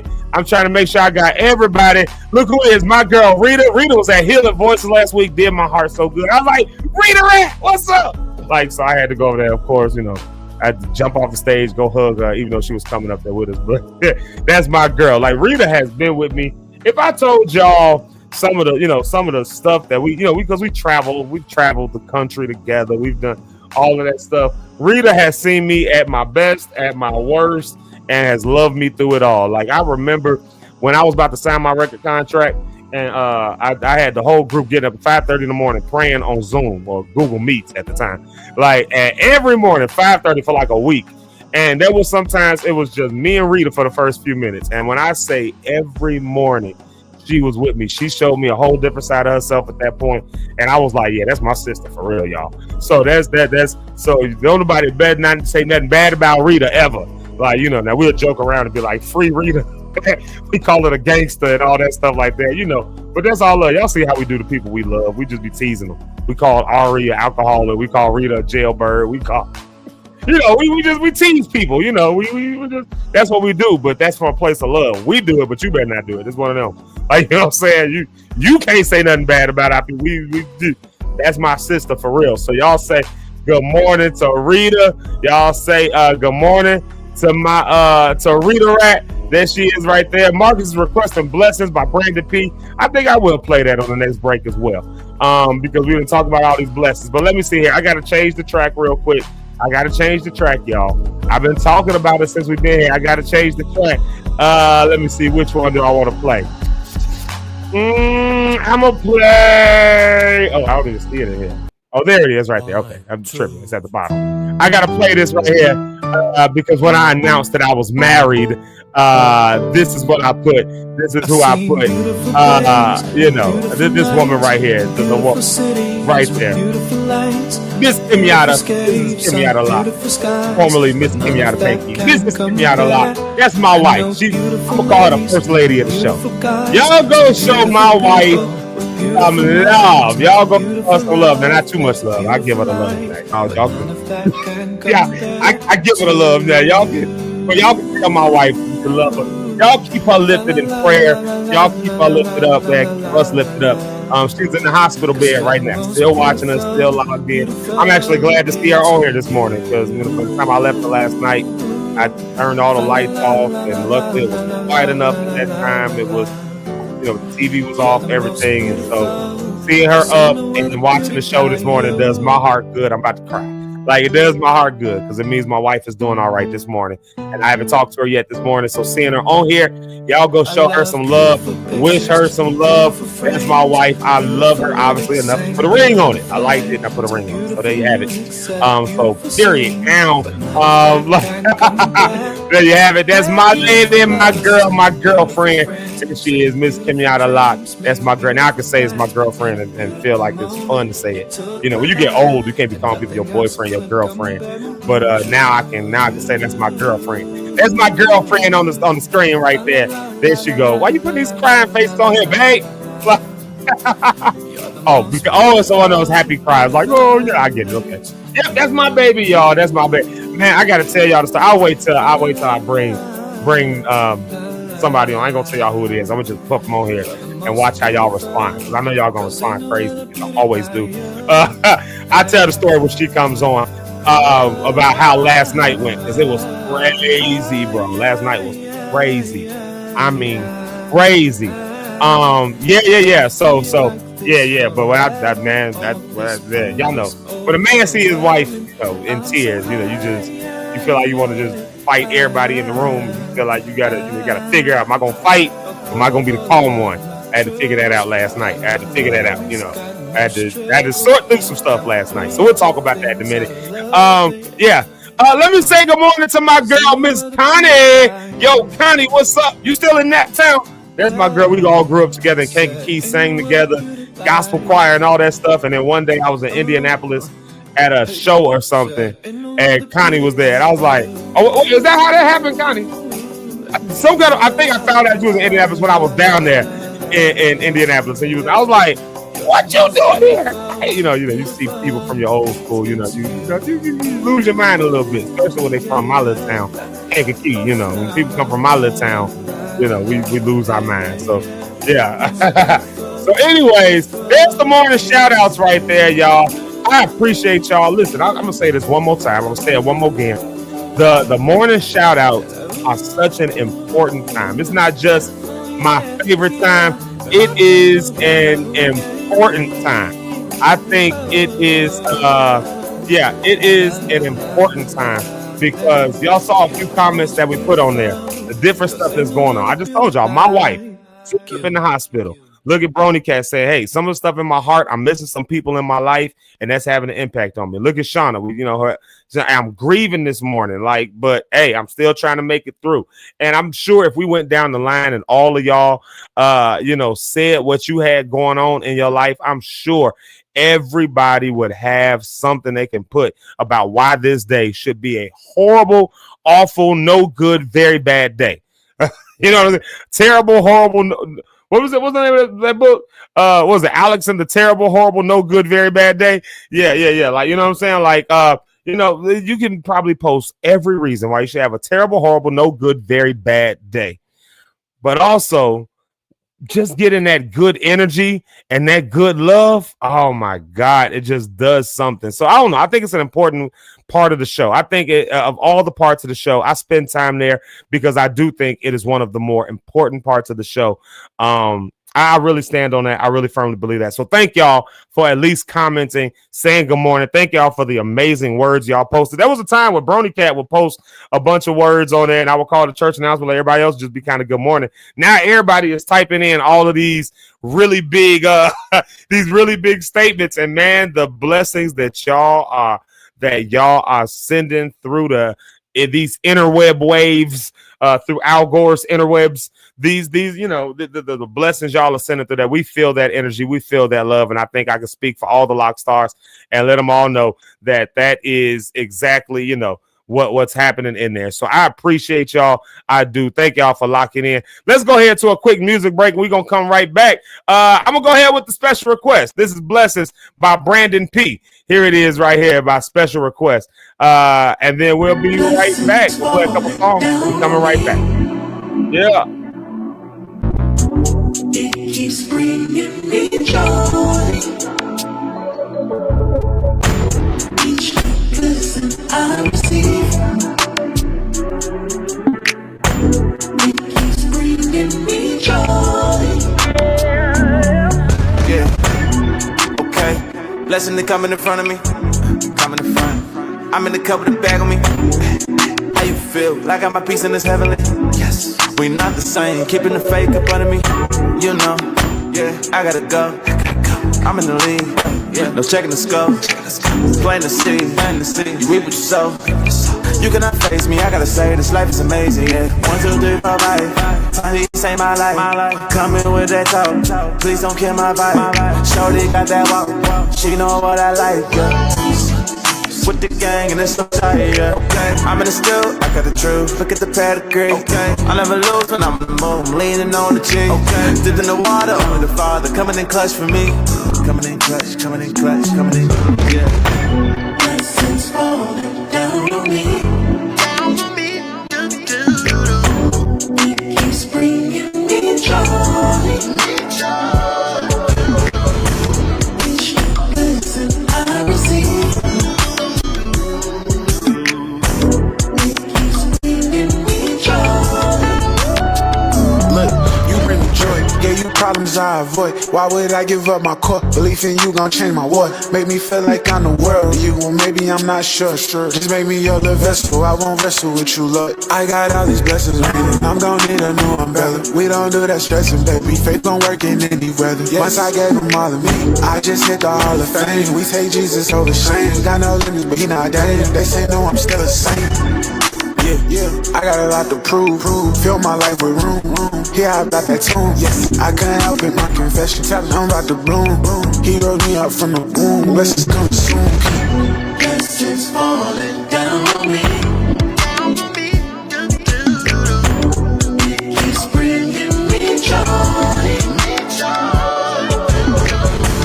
Each new blessing I receive,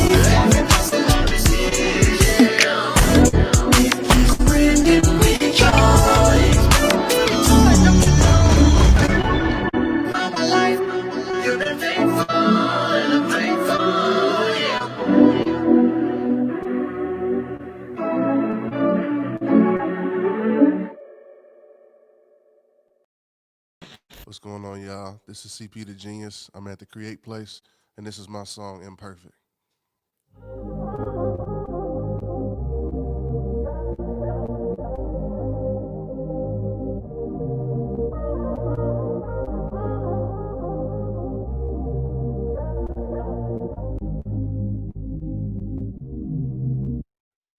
What am I to do? Sad to say it, but sometimes I fight the truth. I gotta do better about making time for you. I know you get fed up, baby, hearing all my excuses. And I make it hard to forget when I miss a date night or two. Just cause I'm locked in, working late nights in the stew. Justify it, saying I'm trying to make sacrifices for you. Having you crying inside, I'm fighting, picking the right thing to do. I gotta do better for you. I can be selfish, yes I love you, baby. I can't help it, that might drive you crazy. I'm imperfect, please don't give up on me. On me. I can be selfish, yes I love you, baby. I can't help it, that might drive you crazy. I'm imperfect, please don't give up on me. On me. All I wanna do, reassure you I belong to you. Make some changes so you know it's true. Treat you special like a brand new baby, just us two. More than lovers, baby, we friends. No more swimming on the deep end. Make you breakfast on the weekend. I'ma love you till it's sinking. Don't know how I had you on the back burner. I don't know what I was thinking. Dropped the ball about 1,000 times now. Every shot I take, I'm sinking. But I don't wanna play no games. Only wanna say your name. Don't wanna play no more games. Only wanna say your name. I can be selfish, cause I love you, baby. I can't help it, that might drive you crazy. I'm imperfect, please don't give up on me. On me. I can be selfish, yes I love you, baby. I can't help it, that might drive you crazy. I'm imperfect, please don't give up on me.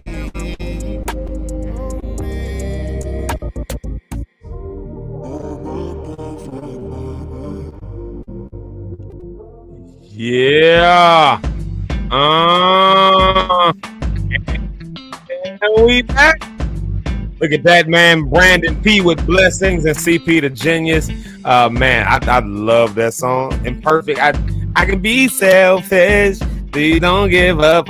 Listen. Man, just a good writer. That's an introspective song for you right there. That's introspection because y'all know how we are.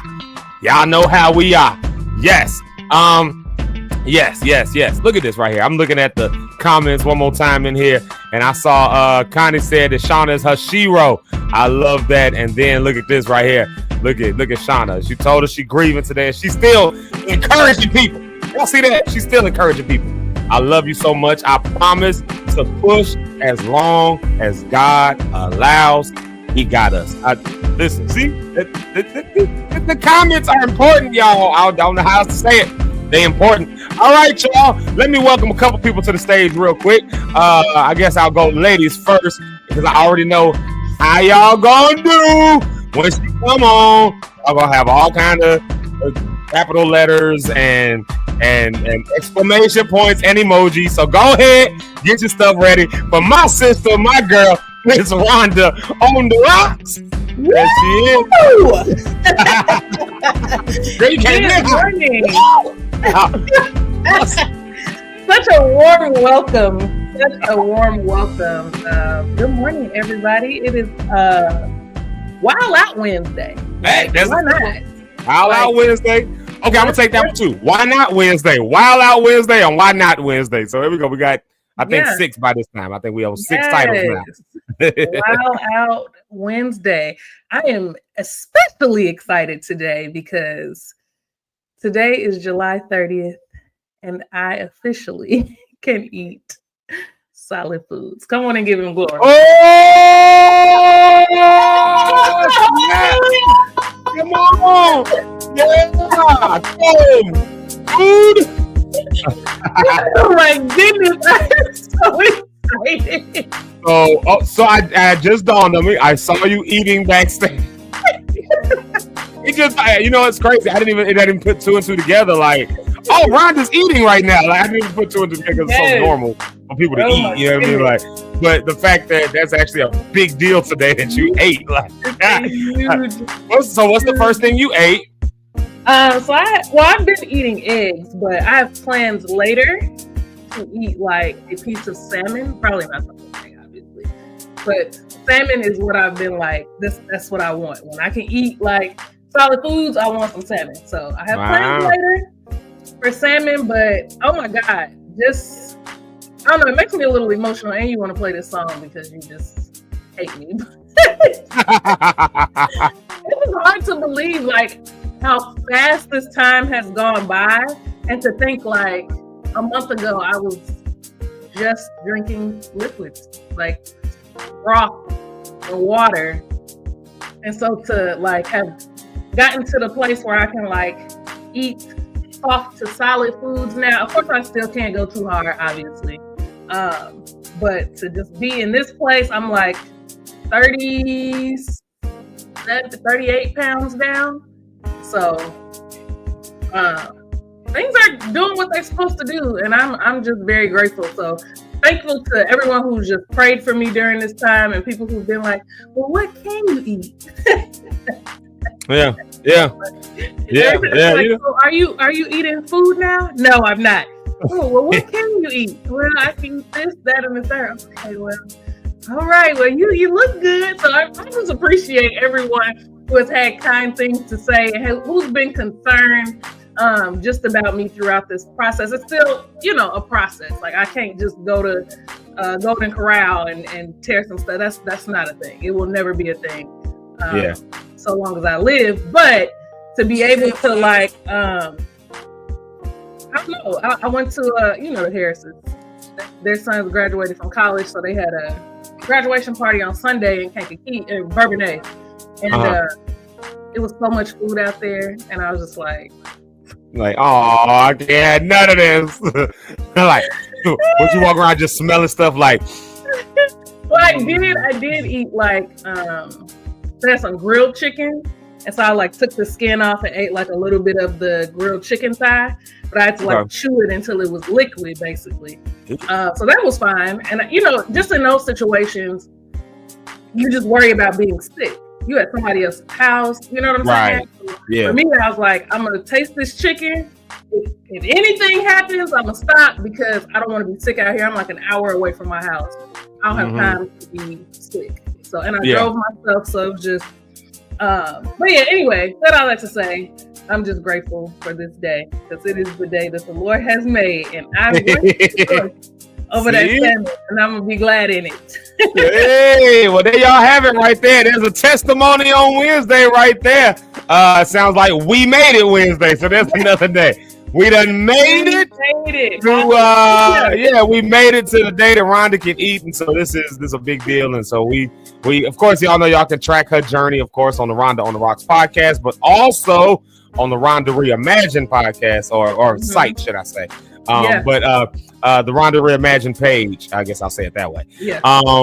Where she's tracking her journey, and so now y'all get to see this part of the journey. These are just little snippets that y'all get. If you want the full scope, full story, you got to go follow and subscribe to Rhonda on the Rocks and Rhonda Reimagine. It's two different things. Subscribe to both of them, follow both of them as she goes through that journey, because if anybody is thinking about it, if anybody has said, hey, I ain't able, Rhonda will tell you, well, hey, you might be thinking about getting on that table.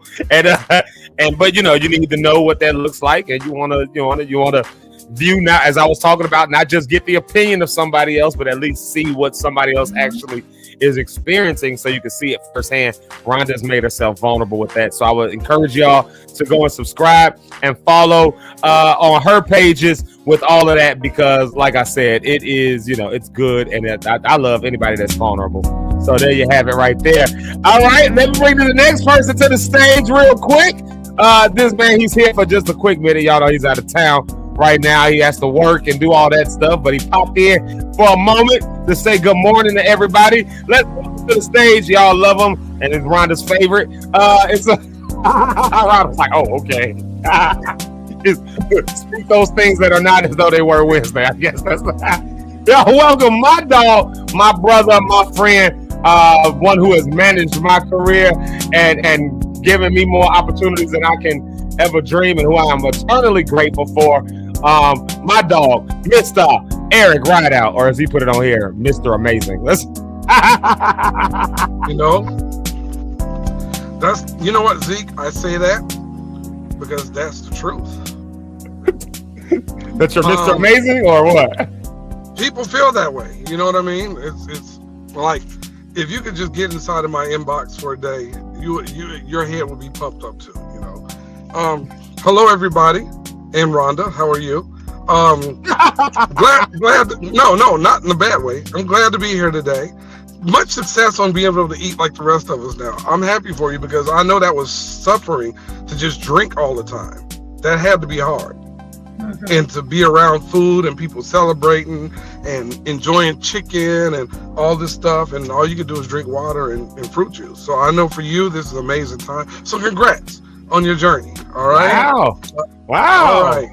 It's almost like, all right, let's go to compliment now. What he gonna come around? Right, exactly. I'm just waiting for whatever else he goes to say. Where's the butt? You know what? You know what? I'm not going to. But we celebrate you. Today is Winning Wednesday for you. You're winning. Oh, another title, Winning Wednesday. There you go. You should have been writing these down, Zeke. I know, right? This should have been Write It Down Wednesday. That's another one. So for me, I am in the beautiful state of Minnesota. Oh. Yeah, here with my minions. They're on the floor working. No, I'm just kidding. They're not minions, but some of them are. But just enjoying the day. You know, it's a beautiful day out here, Minnesota. I am in St. Cloud, Minnesota. And where's that? I know the name, but like, where is that at? St. Cloud. I know it. It's like an hour and a half away from Minneapolis. Oh, okay. So, yeah, beautiful area. You know, Minnesota's a different place. I used to live here. I would never live here again. You know, but it's really it's like being at Hoffman Estates every day. It's just not somewhere I'd like to go. But yeah, but you know what? God is good, right? I could be sitting at home. You know, I could be unemployed. That's what I'm saying. I've been trying to tell people, like, you know, it'd be times when people be like, oh man, I gotta go to work. I gotta go do this job. I gotta be like, no, 2 years ago when you weren't working, you was begging, pleading, praying to God, Lord, I just need a job. Now, so that's like, no. That first day you got that call and you got to go to the job, you said, oh, I get to go to work today. Thank you, Jesus. Thank you, Lord. Then 2 years go down the line, coworkers start getting on your nerves. Like, oh, I gotta go to work. It switches from I get to go to work to I gotta go to work. And so, like you said, E, I praise God. I got a job and thank the Lord that I get to be there. So, yeah. I don't know what happened to your mic. Something just happened to it. No, we can't hear you. Something just happened to your microphone. It just went away. Yeah. All right, we'll let you figure that out. Yeah, we'll let you figure that out. There it is. You see this? All of these people need jobs. While people complaining, I have almost, for just Hammond, Indiana, I have almost 150 applications for Hammond. People need to work. And so I don't want to say this on here, but I really don't care. And our people, I definitely look out for our kids, our people, when it comes to employment. Because most other people don't look out for us, so I definitely look out for our own. I really feel like Rhonda. It's worth an applause. Rhonda, you didn't applaud like Zeke did. Yeah. I applauded your win. Now you must publicly applaud my win. I didn't. What was the win? That I'm looking out for that I'm supporting our people, our young people. I'm getting young black men and women. There you go. Oh, you got the T clap. You're doing good. Wow. Yeah. The T clap. And you know what? Oh, you're doing good. Okay. Good job. Hey, y'all, real quick, let me see here. Let me say a couple of good mornings. I'm gonna bring one more person to the stage. I gotta say good morning to Tammy. Shout out to Tammy. Yo, sister. I told y'all when I met Rhonda, I met Tammy, and all I've known is them two together ever since. That's all I know. So that's all I know. That's just all I can say. And Tammy says that her mom been waiting for you to be able to eat so she can bring you some soup. I can't wait. Tammy's mom is one of the best cooks in the world. Like, oh shoot! When she bring that soup, I'm coming to your house. When y'all come to my Rhonda on the Rocks celebration in August to celebrate 1 year, Tammy's mom is catering, so you'll get to experience what I mean then. Yeah. I start clapping. What's the celebration? Well, I didn't say anything to you because you aren't invited. It's to celebrate 1 year of Rhonda on the Rocks. You know what? I didn't care if I wasn't invited. Okay. Good. There's no hurt feelings. No, I might be somewhere, somewhere important, but somewhere with Fred. You and Fred. No, somebody bigger. Somebody even bigger. But no, I'm just kidding. Hopefully your celebration territory. Hallelujah. You know what? I need the Lord to kind of decrease it. It's so big. It's a lot happening. Pause. Ooh, so, don't say that. Be careful what you say. Life not that. I know. I need you to keep increasing. Right. All connected. We need you to increase.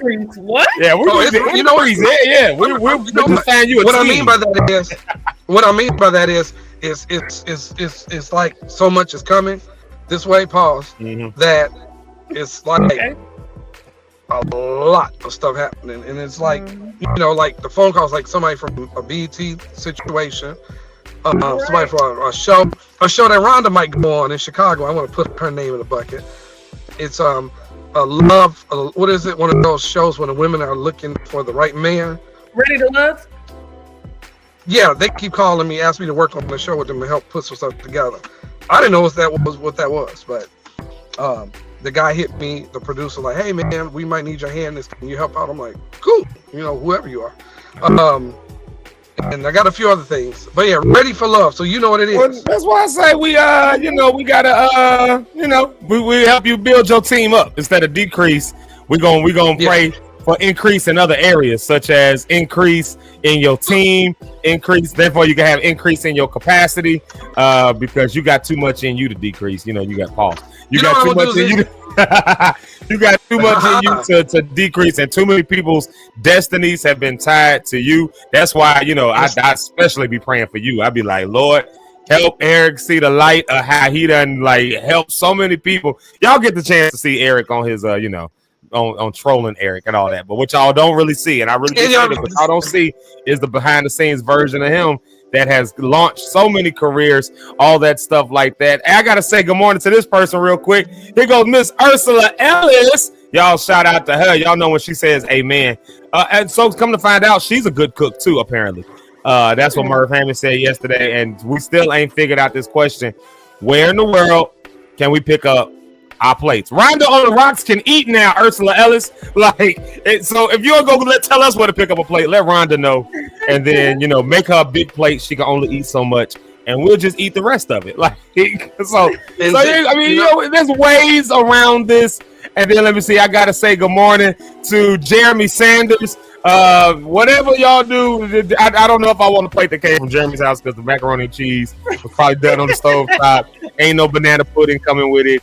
Ain't no just nothing that I like is gonna be on this plate. I don't think. That's my dog, though, y'all. That's my dog. Before I leave here, and I'm about to leave, I appreciate you don't care. You really don't care. I just said, oh gosh. No, you don't care at all. You don't. Rhonda, you don't. Lord. She really. No, that's what it is. He right. Like, she got she doing this. If I say nothing, then I still. Yeah, Rhonda. Let's be. Wait. Think this how you do it. If I say today, Rhonda, I'm not gonna be on the show this week. You're like, oh, okay. You're not gonna lose no sleep. You gonna come on this show and laugh and tell your jokes. You ain't gonna remember I exist until I come back. Yeah, I mean, I have to do what I have to do. I have a job. Exactly. Right. It doesn't matter who's here. I have to do my job. So Zeke, thank you for the prayer of increase my territory. And the first person I'm going to hire is Rhonda to be my personal assistant. She come work for me. Rhonda, would you do it if he had a $150,000 a year salary? Would you work for him? Yeah, $150K. Yeah. Oh wow. She gonna do it. Well, Eric, hey. She gonna do it. So now we got to really pray, because Rhonda will be a good addition to your team. Like this, Rhonda's gonna do toes. That's for sure. Say what certain people have in the past. There you go. Yeah, Rhonda's gonna do a lot. So I would have Rhonda do everything but picking up my clothes. Well, it might work you into this other title that we saw from Mama Pastor Cynthia Cohen. Y'all told y'all we love the Mama of the show. She said it's Wealthy Wednesday. So there's another title. Rhonda might help you become wealthy. Wealthy Wednesday. We all try to get a little wealth over here. So I'll take that as a title too. Wealthy Wednesday. There it is right there. I'm looking at the conversation back and forth between Rhonda and Jeremy Sanders. Jeremy said, Rhonda, fix your face. Rhonda said, this is my face. He said, oh, Lord. There you go, Jeremy. Jeremy, that's it. My normal face. But Jeremy said he eats good, and I believe you. I'm not saying I disbelieve you. I'm just saying you eat good. I just don't know if it's good food. That's all I'm saying. That's all I'm saying. But Zeke, the macaroni can't be that. I thought you were saying Jeremy Keys was here. No, Jeremy Sanders. Oh, I said call it. We call it Whack Wednesday if Jeremy would be here. Whack Wednesday. Jeremy Keys. Oh Lord. Hey y'all, Is I gotta bring one more to the stage real quick before you get out of here. E, I gotta bring one more to the stage before E gets out of here. We're gonna take a music break and then we're gonna just chat some stuff. E, I wish you were staying the whole time because I want to get into another conversation. What's the conversation about? Well, this whole Isaac and Norman situation. That's I talked to Norman. I got some. I'll tell y'all about it. I'll stay for that. well, I like what he said. So first, but let me do this first though. Y'all welcome real quick to the stage. My brother from another ever and 7 days. Because we're getting old. I've known him for now forever and 7 days, not forever and a day, but forever and 7 days. Is my dog. We call him the past star, but I think today we're just gonna call him a really cool cat. He's a cool cat. It's my guy, Rich Holmes, network executive. There he is, right there. Hello. What's up to the network exec? View E Network. You muted, You're Doc. muted. Hey, yeah. You. Yeah, I gotta work on this. I be back there because I'll be like, they can't hear me. I'm not on the stage. I don't have to mute it while I'm back there. Anyway, what's up, everybody? How y'all doing today? What's up, Doc? Yeah, you definitely don't have to be muted when you're backstage. You ain't got to do all that. But yeah, y'all be having a good conversation. I love y'all interaction. Way to see you, Rhonda. How are you? I'm doing beautiful today, actually. Thank you for asking. E, you okay? You making money? I love the glasses. As always, money is key. Yeah. Wealthy Wednesday. Yeah. I'm an amazing person, man. I can't help it, but things just fall in my lap. Pause. Hey, blessings falling down on me. I mean, hey, the song do say it. It do say it. It keeps bringing me joy. Yeah, there it is. Some people jealous, but I agree with you, man. That Norman situation was very awful. Not to jump ahead of you, because there's some responses that I've heard that's about to come out, and even from within Mav City, and like you before I go, like you said, I don't think what he said was wrong to an extent. I just think Norman's it's one thing to watch him there, but to know him is a different situation. You know what I mean? So people are looking at Norman saying, he said this, he did this, he did this, he did that. But I know Norman. So it's like, I get what he's saying, but Norman has a way of delivering some of the stuff that I don't know. I guess it's Norman's delivery of some of the things he said, because I disagree with him saying throw gospel music away. Get rid of it, because the reason why is some of your clients and some of the people on your team are gospel artists. Kurt Franklin said, wait a minute, I'm gospel. You can't throw gospel away. I'm signed to you, but I'm gospel. Yeah. Chandler, people think Chandler just popped up in Maverick City. Chandler was singing Williams Brothers quartet music. Naomi Brain said, wait a minute, now gospel is my roots. Fred Hammond, John P. I grew up on that. That's my. So I get what he was trying to say. I just think the way Norman said it, because I hit him up. I said, bro, he was like, no, what I meant was, well, you know me, but Norman is this guy. Like, if Zeke is supposed to, if Norman booked Zeke to perform and somebody's still on the stage, Norman is the guy to walk on the stage and snatch the mic out their hand, and like, get off my stage. He's that guy. He's in, and then Norman too is a young guy. He has no musical background. He was just smart with putting tours together and stuff. But he was smart enough to build an empire. You went and got EJ from Motown. You got Phil Thornton, who was running RCA. You got Ron Hill, who's running RCA, was running RCA Gospel, who's over there with him. So it was a smart thing. You went and got RCA. You went and got Motown. You went and got this. His only competition, like you said, really was Walt. Walt Thomas is his only competition, really. But it was this. I think and he said, well, but Norman is one of them. I mean, what I say, kind of individuals, right? So yeah. I'm sorry, we got cracking it right now. I can't keep looking at Rhonda and Rich. So your mic is doing something. It's making like a sound. It sounds like it keep farting. That's me. I thought it was you all this time. Hold on. No, that's your mic. We was all muted. So I could be sure. I was like, no, that's Eric's mic. No, we're gonna go like Bron. So no, we're not doing that one.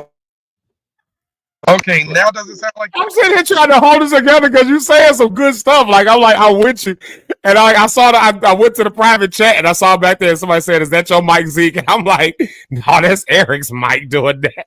And then I started paying more attention to it, and it just started doing it more and more. And now I'm looking at Rhonda's face, and she's trying not to. And I see Rich, and I'm like, "Zeke, hold it together, hold it together." And you just are talking away, and I'm just like, "Oh God, oh God." I'm about to lose it. Bro, stop talking right now. I'm thinking I made a good point. That's why she laughing. You laughing at me the whole while? You're a jerk, Rhonda. I know, she laughing at the mic. It sounded like somebody kept farting. We somebody got hurt. I'm sitting here thinking, I'm like, wait, she agreed with me, and the whole while she's laughing at me, not with. You're not laughing with me. You're laughing at me. It's a difference. Yeah. No, she ain't laughing with or at you. We just laughing at that sound. It's just we're immature. We are immature around here. We hear fart sounds and we just assume that somebody over there cutting up. Boy, they cutting. Do you still hear it? No, it's a lot better now. Yeah, it's a lot better now. In the private chat, bro, but it wasn't working. Let me look. Yeah, we wasn't laughing at you. We was laughing at that sound. It just sounded like some. Rhonda's laughing at me. No, I was not. No. You said somebody got girded. That's laughing at me. You laughing like it's my grandma joke again. Like so on that note, I've said what I had to say. I shall return later.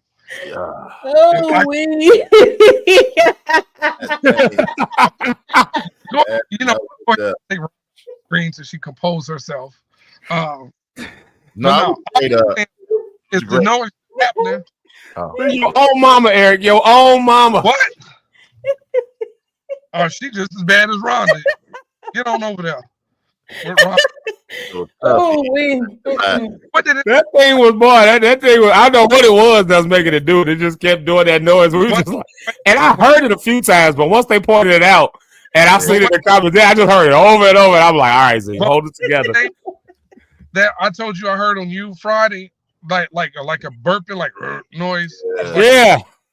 Cause remember Friday, we told you it was you Friday. It was like, did you hear that? Because I asked you, did you burp or did you know? Oh, okay. Nope. All right, Rhonda, that's enough. That's the StreamYard, the little duck emoji for StreamYard. That's him. He got gas this morning. Y'all pray for StreamYard. I think StreamYard got gas and they be trying to blame it on us. They tried to blame me Friday. They tried to blame my boy Eric today. Who's it gonna be next? They're gonna be trying to blame Rhonda next. We ain't gonna let them do that. I don't have gas. Zeke didn't have it. My car is fresh and clean. Ain't nothing happening in here. I would literally call my coworker right here, have them stick their head in this. You smell something? No, that wasn't. Hey, y'all, I'm gonna take this quick music break. But But before I do it, y'all ever been in this situation? Me and my wife was talking about this. You ever been in a situation where you come out the restroom and somebody just blew it up? Oh, and so you go in there and now you got to use it. But when you come out, somebody is waiting to come in behind you. So you know when you come out, like they gonna think that whoever just blew it up was you. So you gotta find something to say when you come out. Like you can't really come out and be like, "Ooh, it smell bad in there," because they're gonna be like, "Oh, hey, this nigga nasty."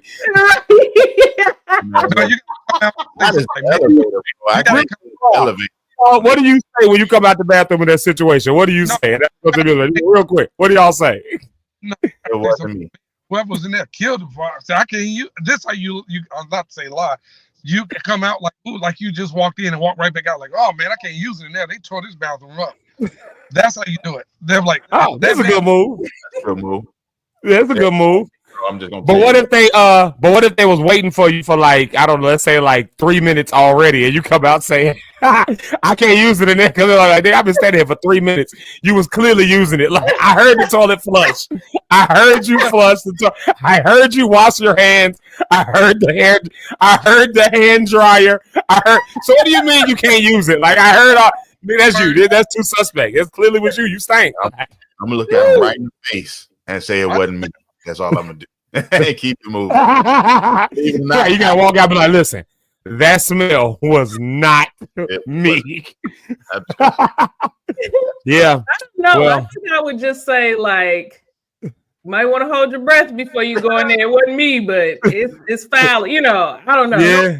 I don't know. Sometimes I don't be caring. Like, I ain't gonna see these people no more. They'll be all right. That's true too. I just walk out and just fart in front of their face, just pop, like let you figure out was that me or not. You smell my fart. You smell the bathroom. Do they smell similar? Let's take this quick music break. We gonna come right back. Eric, you gonna be with us when we come back? Are you? I didn't hear it. Yeah, we didn't hear that. I don't know. We'll see what. We'll see what happens. We'll be right back in just a minute, y'all. In times of trouble, God, you've been my shelter. When the world's shaking from all of the pressure, come rain or shine, I'm covered through whatever weather. You are my refuge from now to forever. You've been so good to me, yeah. You've been so good to me, yeah. You've been with you, I could do anything, 'cause you're my safety. There's a peace I can't deny, and I know I'll be alright, 'cause you're my safety. Yeah, my life can testify that you've been here by my side, 'cause you're my safety. Since I found your love, never letting go, never letting go. Take my hand and lead, and I'll follow you. Oh, you hold me down like an anchor below. You surround me with perfect peace, and that's why I say, There's a peace I can't deny, and I know I'll be alright, 'cause you're my safety. Yeah, my life can testify that you've been here by my side.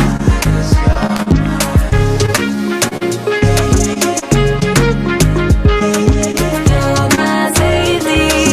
You're my safety. I follow, let you lead the way. Everywhere I go, every single day. Never wanna leave, I just wanna stay in your loving arms, in your embrace. Never let me go, never let me go.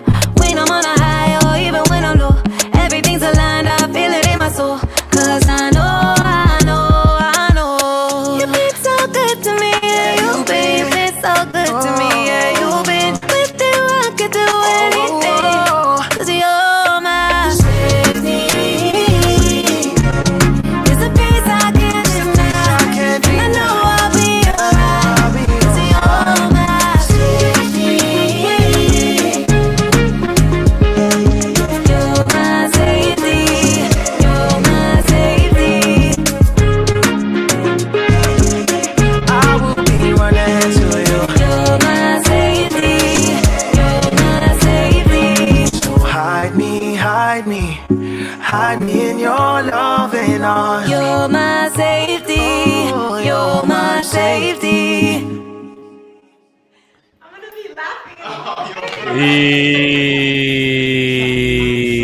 Y'all, we back. I love that song, Safety. You're my safety, Lord. You're my safety, Lord. Hey, y'all, if you're not doing it already, y'all know what y'all can do. Y'all know the move. Y'all know what it is. Zeke Live in the morning. If you haven't done so already, I'm going to ask you to please hit the subscribe button. All those names right there. Yeah, all of that stuff right there. That's me. Yeah, you can subscribe to all of that. YouTube, subscribe. Make sure you hit the like button if you like the conversations and stuff like that. And turn on the notifications, because it'll let you know that we go live. Whenever we do the morning shout outs and you see the first comments of the day, they are always comments from YouTube. And you know why? Because those people have subscribed, turn on their notifications. So as soon as we post that we going live, it shows up for them, and then they say good morning, and we haven't even gone live yet. So if you want to have a chance at being the first comment of the day, at this point, you just got to be on YouTube because they got it on lock. But you can still follow us on Facebook, of course. all that information right there, all of that stuff right there. Go ahead and follow us and follow each one of these amazing hosts that we have on the stage. Let me get everybody back to the stage real quick. Yeah, I love that song. I love that one. I love it. Let's get everybody back up here on the stage real quick. What happened? Where'd Eric go? How we lose Eric? There you go. Oh, were you trying to take yourself off? Did you take yourself off? Oh. They didn't take my radio from. I was just saying random stuff. They said, fix your radio. They said turn your your work radio. Stuff on this thing like, hey, cats don't like water and stuff like that. It's like, Miss Rock, can we have your radio? You're not making. Wow. He gives us good jobs, and then we just play. We just play. We just do any old thing on the job that God blessed us with. I mean, you know. I don't understand it. There's too much power that I could talk to hundreds of people with this, and I just took advantage. Hey, y'all, we was getting into a good conversation here. So if y'all have not seen it already, well, let me start with this before we go into that conversation, before we go into that side. Y'all, I told the people I would tell them what was going on, keep my wife in prayer, all that stuff. I told everybody I would tell them what was going on. It just dawned on me. I did not come back and talk nothing about it. So y'all know my wife has sickle cell. We'll have her on the show. We'll talk about this in more depth. But y'all just keep her in prayer. Sometimes stuff goes a little bit awry. And, then all of a sudden, a bunch of doctors and nurses just walk in the room. So last night, this is why I say keep us in prayer. Because I had a moment yesterday, and I had to be strong for my wife. I had to decide, am I going to cuss everybody in this room out? They're just doing their job. Or am I going to just go over there and hold my wife's hand? Like, she was in so much pain. Like, something was going on with, just with the health thing. And she was in pain. Babe, I don't think she mind me saying this, to the point where she in tears. My wife is one of the strongest people I know. Honest to God. I mean that wholeheartedly. She is one of the single strongest people I know. If you understand sickle cell, you understand the pain that sicklers that they go through. And again, we'll have a show where we talk about this. But so last night, I get there to the hospital. I actually wasn't even going to go yesterday because I got home so late. And so I wasn't going to go. And I came in, I started working on some stuff. And so then I went up there and I went up there and, some just said, go up there to the hospital. So I got there literally. I didn't even stop at the restaurant. I went through the McDonald's drive-through and something was just going to the hospital. So I was like, all right, best. I literally just drove straight through the drive-through, didn't get no food and didn't place an order, just went on up to the hospital. And I got up there just in time because by the time I got in there, we sat down, we started watching Happy Gilmore, and the pain started hitting there. Her heart rate started raising up, just started elevating. Had been doing that all day, and I didn't know it had been doing that. And whenever that happens, she's had to be in ICU a few times for that. A few years ago, I had to get transferred to the hospital, a whole thing, without going way into detail. But so then yesterday I get there, and then next thing I know, the nurse comes in, she's killed her, and she started crying. So she one of the strongest people I know. She's crying, she in pain. Something is not right. So the nurse comes in, they start talking about the elevator thing, they reaching the doctor. I kid y'all not, it happened so fast, it was like a movie. You ever seen them movies where you kind of look up and before you know it, you surrounded by everybody, you like, hold on, what the heck just happened? So I was literally in there with her, and so the tech comes in, the CNA. She comes in to take some vitals and stuff. She's like, hey, you might have to just kind of move out the way. I'm used to that, so that they can get in there and draw some blood, do whatever they're gonna do, all that stuff. So I moved to go behind one nurse. By the time I got over there, I turned around. I kid y'all not, it was it had to be 7 different nurses and doctors in the room. In the 4 seconds it took me to move from this side of the bed to the other. So I turned around. I'm like, wait, hold on. What just happened? They had rolled in a cart, this big old cart that looked like a fire truck, this big red cart. They rolled this thing in, another machine, and I'm just standing back there. And I looked at her, and she was reaching towards me like that. I was like, oh, hey, oh, Lord. I was like, hey, man, y'all get out the way. I'm going back over here with my wife. Like what the heck just happened? Y'all move. Everybody move. Everybody out the way. So I just went over there, held her hand. We was both looking like, where did all these people just come from right now? But they had put an intercom call out that was basically it's a code situation or whatever, one of them kind of, whatever the code was. It wasn't like she was dying, but it was one of these rapid, what they call it? Acute response. That's what they call it, an acute response. And so they literally a bunch of nurses just descended, and it was doing shift change, which actually was perfect timing because that means it was double the amount of nurses that was there. So when everybody comes, like you, I'm looking in the hallway. It was like a line of nurses outside the door. This like the room is full of nurses and equipment, and so all of this happened on this side. So I got to the chair where it's just me in the corner, and I'm holding her hand, and she looking over there, and I see a heart rate raising even more because of course it's a nerve-wracking situation, and I'm like, don't look over there. There's too much going on. I don't even know what just happened over there. Like, just look over here. So I'm just trying to smile. I'm trying to hype back tears. Like, just I'm holding her hand. Just look over here. She keep up. Don't look over there. There's a lot going on. I can't say nothing about that. Just look over here. Just stay calm and look over here until we just worked her heart rate back down. So now they had to move her up to ICU and all that kind of stuff like that. So that's, so that's why I say keep her in prayer. Sometimes these things end up happening.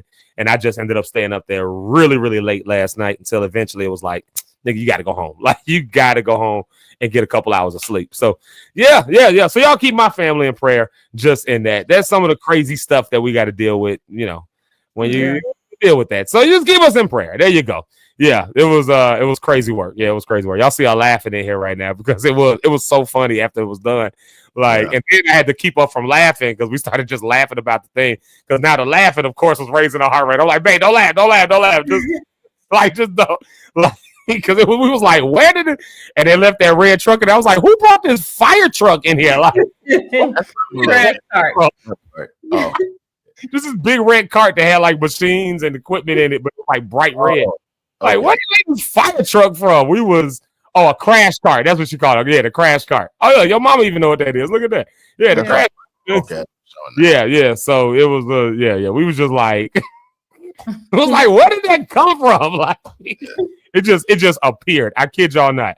I walked over from one side of the room to the other. This took 4 seconds, maybe 7 seconds. And in that period of time, I look back around because I'm just trying to just watch my step over some cords stuff. I look up. I was surrounded. I was just like, I was just behind everybody. Sticks was like, you was the tallest one over there, just back there.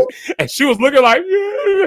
I would just look. And I was like, no, my wife crying. I'm going back over there. I don't care if I'm in the way. Y'all in the way. Like, so they know me around there. They know how I am. They know I love, they know I love everybody because they're a great staff. They're really good. Shout out to St. Catherine's Hospital, East Chicago. But they also know that, they do some stuff wrong. I will be pulling to, let me talk to you outside real quick. They know I'll pull that on them. I had to do that before. Let me talk to you real quick.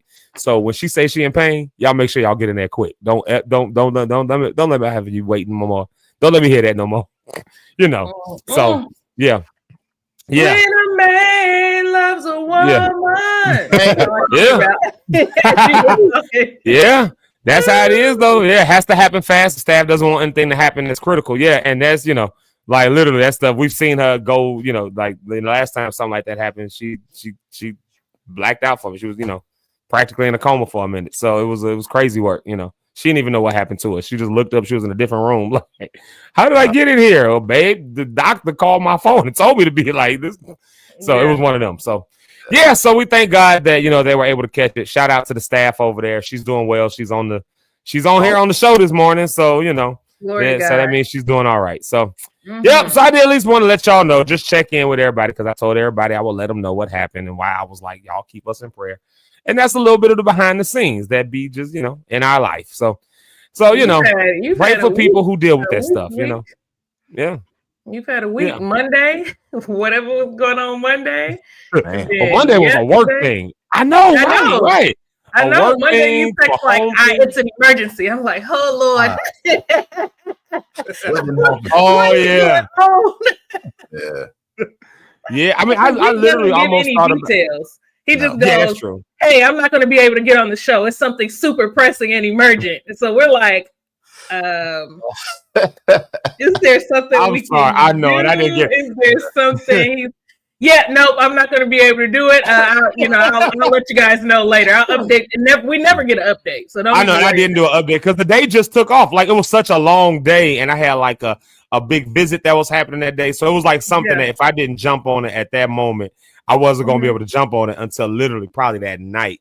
And I knew I needed to go. So it was like, no, I got to do this morning. Like there's no way around it. If I don't do this, then people ain't getting paid. Like it's like it was like one of them. Like when you the boss, you got to, you gotta. No, I fully understood. I just think it's so funny how you operate. Zeke is just a very unique individual.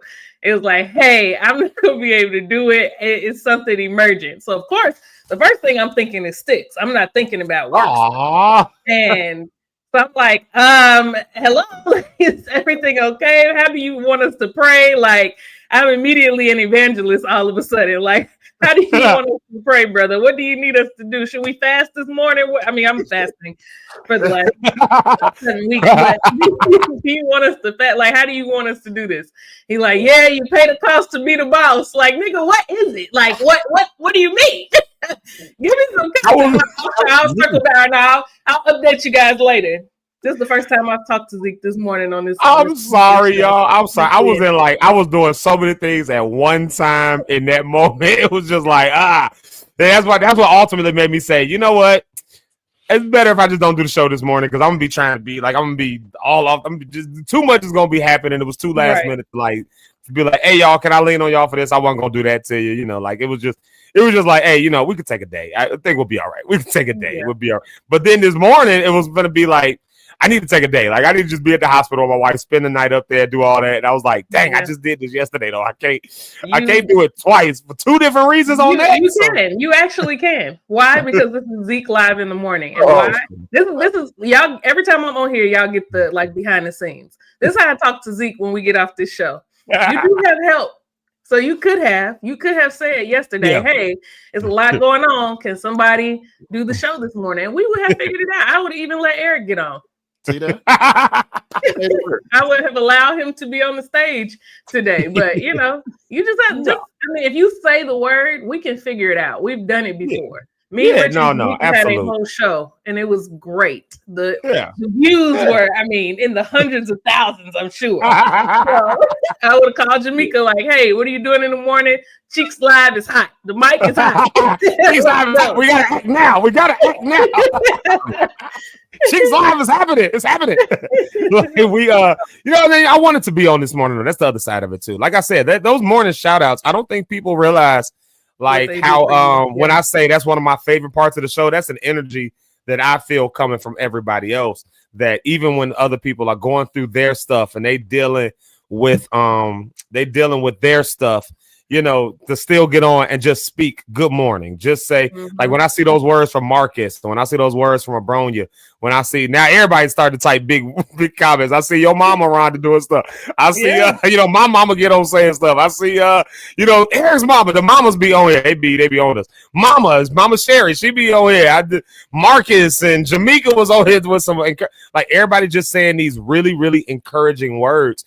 And I don't just read them just to read them because it's like, oh, y'all commented, let's acknowledge the comments. It's like, no, there's an energy that's coming off of this. Like when you take the time to say good morning and you take the time to write something out and say, hey, blessings to y'all. Even if it's just one word, it's just blessings. Like Willie God brought me outlet when he just said bless. Even if it's just that, there's an energy that comes from what you type and that word can like just reading that out loud. I take that on. It helps me start my day in a good way. And I hope that same energy translates to, transfers and translates to everyone else. And that's why I take my time on the morning shout outs. Like, that might last a half an hour.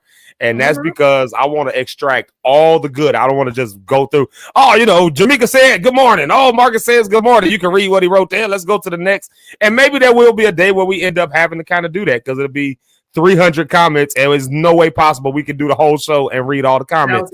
And there's going to be a day where that's going to come. But right now, while we got this opportunity to like acknowledge everybody and what they took the time to write and say, now I'm taking that and I'm going to hear it and I'm going to listen to it and I'm going to wish those blessings on everybody else because I don't know what other people are going through. Like Shauna said, I'm grieving a bit this morning.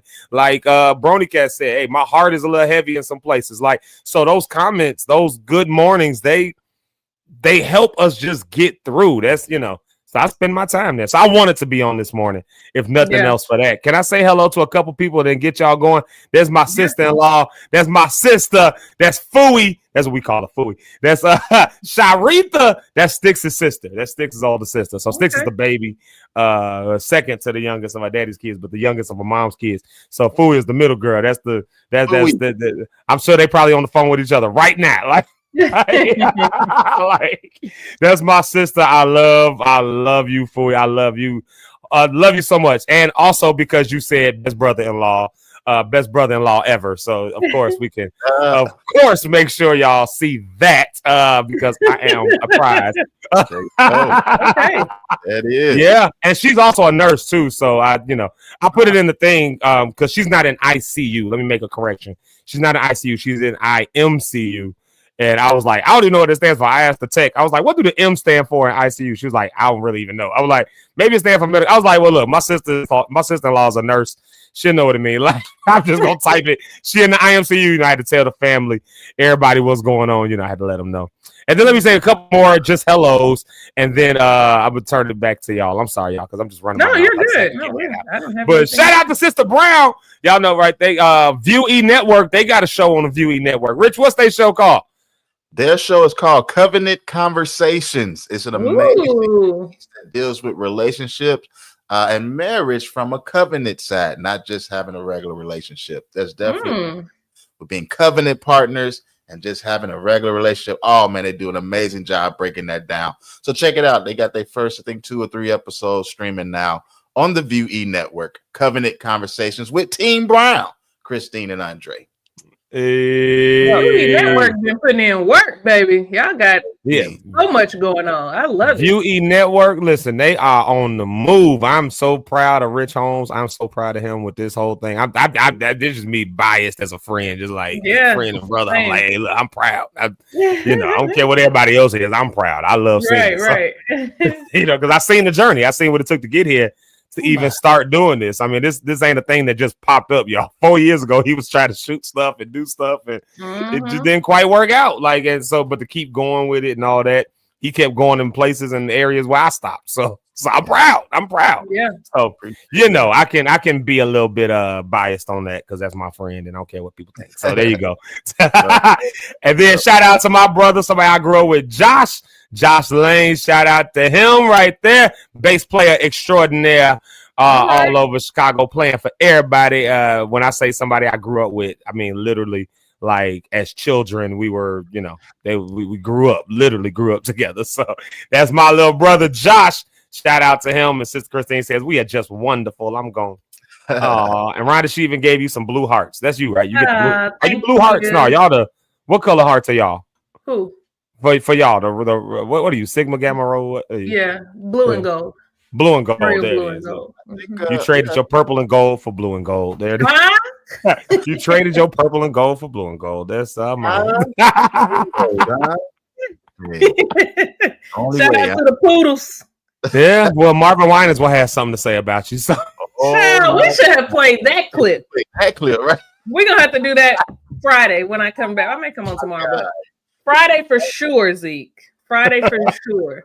Shoot it to me. Yeah. Can somebody, if y'all shoot it to me, we'll play it. Yeah. I'll find it. Forget. As soon as we just said I think hopefully Eric is on here because you know how he feels about Fred Hammond. So hopefully he's on here to defend his friend and brother. But it was funny because it came out after Fred Hammond announced that he's an honorary member of Phi Beta Sigma. And William McDowell earlier this year became a member. He's not an honorary, like he pledged Omega Psi Phi. And so it's just so funny to me how people demonize stuff that they don't know anything about. You can't speak on something that you've heard. Like I've gone through a process to be initiated into a sorority, and people think that it's like one thing. And granted, I don't know what it was. My sorority been around since 1922. That's a long time ago. I don't know what they were doing in 1922. But in 2013, when I became a member, it's not what people dream up or imagine. Now, I will say this. There are certain things, certain like in our creed and things that we like recite and all of that. There are certain things that I just don't say personally. I'll just leave it. I just don't say it. Yeah, I can deal with that. I don't believe it, so I don't say it. Yeah. But it doesn't mean that I'm a devil worshiper, and it's not even anything like that. Like it's nothing about even religious anything. It's just some stuff I just don't say. Like I believe that life and death is in the power of the tongue, and what we say has life, and whatever.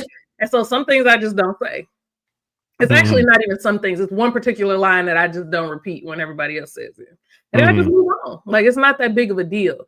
And so it's just funny to me how hard, I mean, Marvin Winans was like sweating.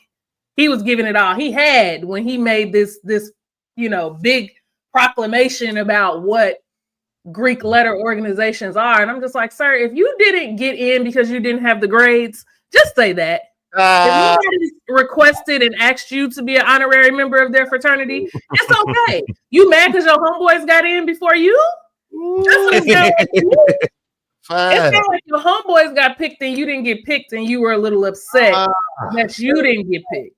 And so you got in your pulpit where you do have some power and where you do have some status, and you just spat all over all of these people. And there's so many people who are in ministry that are in Greek letter organizations, and you wouldn't even know. Sometimes it's something that people want to do for a period of time in their life. Yes, you are a member forever and for life, and you can pick up whenever you want.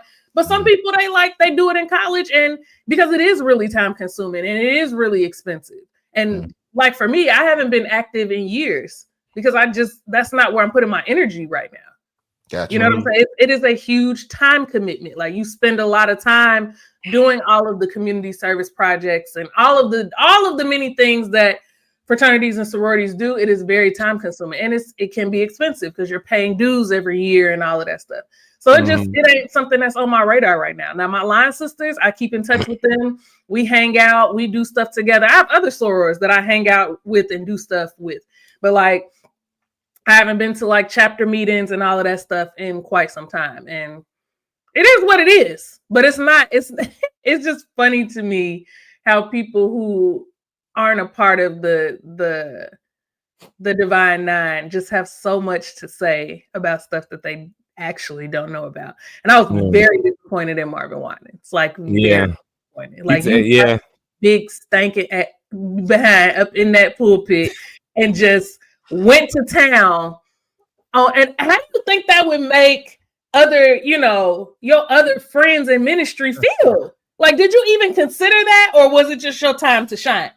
You just wanted to have something to say. Just be quiet, because you actually don't know. And that was my soapbox spiel this morning. It was, how many times have we formed an opinion because somebody else told us something? So we formed an opinion about that something, never experiencing it ourselves.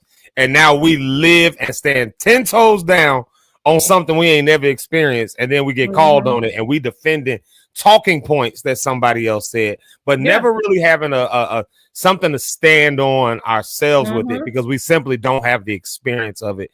Rich, what you got to say about all that? I would just ask, just because I'm a person, of course, I do research. When I had the opportunity to even think about joining the bros, you know what I mean, and all of this stuff.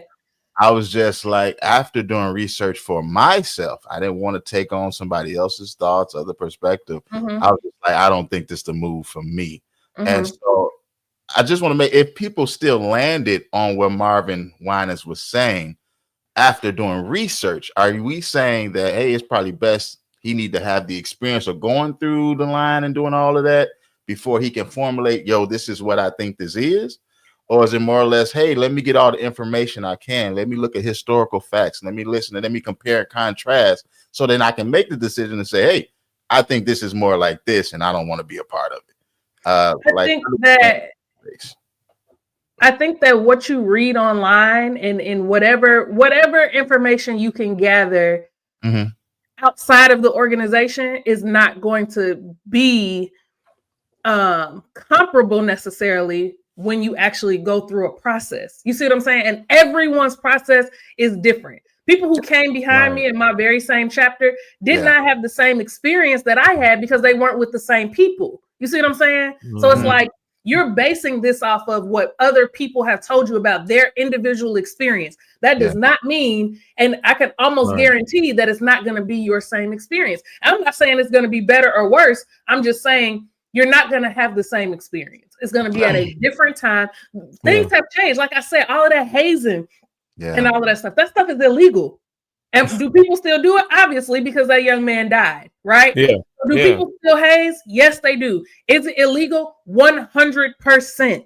It is illegal. Like I can say, didn't nobody hit me? Nobody put their hands on me. I don't think nobody would ever do it anyway, Rhonda. But yeah, go ahead.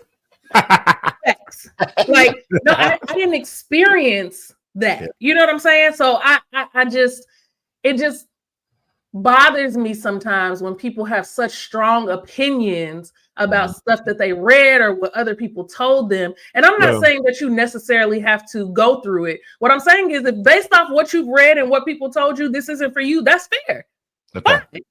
But like, you're trying to deter other people from what you don't know nothing about. You only know what people have told you. So how are you trying to tell other people that they damned and they going to hell and all of this stuff based off of what somebody else told you, and you don't actually have facts? You only have you only have opinions. You have somebody else's opinion that confirms a bias. The word is confirmation bias, right? And church folks, we really have to be careful of this. Like, this is a thing that they attack. That listen, folks who do stuff, they tagging us on this whole thing of confirmation bias. It's the idea of, I kind of got this opinion already, so I'm going to go find things that support my opinion, and I'm going to reject whatever gives a dissonance to that opinion as being wrong, or as being somebody pushing an agenda, or somebody doing because it don't agree with what I said. Because at the end of the day, you can find whatever you want to find, but I'm going to always trust what I'm gonna say always gonna trust what somebody actually says, because just like Rhonda said, she had a good experience, but I can find 12 people who had a bad experience. But I can find 12 people who had a good experience. So to me, I would liken it to let's imagine a church had 500 members once upon a time, right? 500 people coming to the church, and then you come back post-pandemic and there's only 40 people, right? Like, now if you go and ask what happened to the other 460 people, where did they go?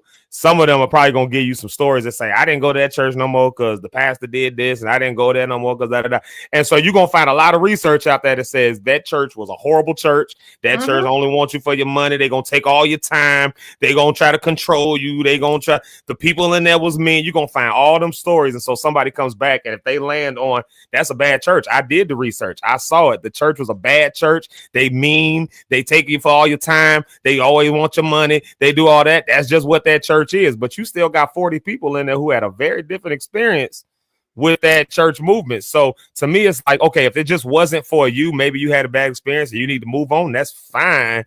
But now imagine somebody else coming in again who never experienced the church, never actually walked in for themselves, but they was like, well, somebody invited me there. So I went, I did the research, and I looked at it, and they said, they said that they was this, they was that, and the other. So now I never do it. That was, and that's why it's cool if that's where you landed, because the people you trust had that experience. But then now to go out, like Rhonda was, I think, getting that and saying, now to go out and be on the thing of, no, that church is this, that church is that. Nigga, you ain't ever walked foot in the door of that church. You don't know what it is. You only know what the people who had an experience said, and their experience, I believe, is valid and should be looked at and talked about. But I think that the world is so much more gray. We've made it a black and white space. And I just don't think there's a black and white. I don't think there's this polar world. Like, everybody's too dynamic. I don't think there's left, right. I think there's just, we all land in different places on different things for different reasons. So something that's a good experience for me may be a horrible experience for you. Somebody may love that pot of dish with has green peas in it. I ain't eating it. Like, it's just, and I'm going to trash that dish all day over there. I'm going to choose whether or not I eat at your house, whether or not you eat that. But I ain't going to tell everybody you're a bad cook. That's what I want to make sure I'm hearing from that. Are you saying based on where you land, you should not affect other people to land in the same space? Correct. No, I'm not even saying that. I'm saying you should land somewhere based on your own opinion. You shouldn't land somewhere just because you heard somebody else say a thing and then you land 10 toes down on that. That is what it is, because this person said that. Because if that's the case, remember when I land, though, I'm landing. I ain't on nobody else's opinion no more. I've done my research. I've landed. This is where I'm at. This is where I feel is right. So now, in the world that we live in, we're asking, now that I feel this is right, when it comes up, I should not try to sway other people to feel what I'm saying is right. As him being a bishop, a pastor, a leader of men and women, I feel this is right. I've landed. I've done my research. I'm going to speak. I feel this is not right. People that's following me, you should not be doing this because I've landed. So now we're telling him, don't say that. We're saying you should just let people have their own opinion as a pastor, as a bishop, whatever you are, and you just find them to land where they're gonna land. I am kind of saying that. Yeah, I am kind of saying that because again, I don't think he has a valid landing point. I think he has. Again, I think like I don't think it's to go out and say, for instance, that somebody's going to hell. So you just like you going to hell because like you land at that spot. Now you brought theology and where God is sending somebody in the afterlife based on whether or not they. So now it's not just a matter of I've landed on an opinion. You said this is a fact of what it is, but you're creating facts on something that you didn't even have a real experience with. You just heard somebody else. You know what I mean? I hear you. I just would challenge because if I've landed, that means I've done research. I believe this. If it's something I believe and it comes up and I'm telling people my belief, now can I say you're going to hell for this? I don't think a person should say that, period, for anything. Right. Now, I think that's between God and relationship. That's me right now. But him saying, like, I believe a person that does this will end up in hell. This is why I'm not doing it. And he's sharing that with people. I don't see why we need to just let him be quiet in that. Now, people can take that and listen. They can decide what they want to do with it. Hey, I ain't going to listen to what you say, Pastor. I'm still going to go and do and join and still be saved and go to heaven and have a great time. I just think we should be careful with just telling, especially people in those positions, hey, you need to be quiet about your belief right here, even if I landed. Now, if he ain't landed and he's feeling like he got spiritual perspective, biblical perspectives, everything that he knows to believe, it's hard for me to tell that man to just, hey, you shouldn't say this, to tell people. What happens? My thing will be, what happens when he gets to heaven and Fred Hammond is there, even after pledging, and you done told the whole world that he was going to hell? He's wrong. Right. So now his opinion was wrong. He landed on a wrong opinion, put God in the midst of it, and incorporated now and introduced that into the world. I got a problem with that. But that's why I say, go ahead. I'm sorry. I'm saying we all do. That's all. I don't tell nobody going to hell for nothing. But I also think like you have to think about your platform. Like you are not just and no shade to like storefront pastors or anything like that, but like you are Marvin Winans. You sing, you preach, you do all of these things. So to stand in your pulpit and to give an opinion, which it is an opinion. It's 100% an opinion. Nothing that he said was a fact. Nothing. It's an opinion. So to stand in a pulpit and to give your opinion to the masses that way, in a way that felt condemning, in a way that felt there was no compassion in it. Like he was like angry. Like his tone wasn't it didn't feel like you could be received that way or anything. Like it would make me feel like, well, Jesus, I don't know if I want to talk to my pastor. I'm having marital problems. He Greek, I'm Greek. Like, I don't know. Like if I wear my letters to church one Sunday because it's Founders Day or something, there's other people in the congregation that are my sorority sister. Like, can we not do that anymore? Like it made me so uncomfortable to hear him speak like that across a pulpit. Now, if he was on a podcast, right? Like he's somewhere where it's like low stakes, I would say. But you are in front of your congregation, and I'm certain at least 10 people in his congregation are Greek, and that's a very small number. And these people may have been in the organization longer than he'd been alive. You see what I'm saying? And you get in your pulpit and just word vomit like that. It was just a bit much for me, and I just don't think that is appropriate. And who asked you? Like, why is it? Who asked you? Who got up in the pulpit and said, "All right, we finna, step and stuff"? Like, who did that? No one. You had that on your heart. Yeah. You had that on your mind because it rubbed you the wrong way and it bothered you.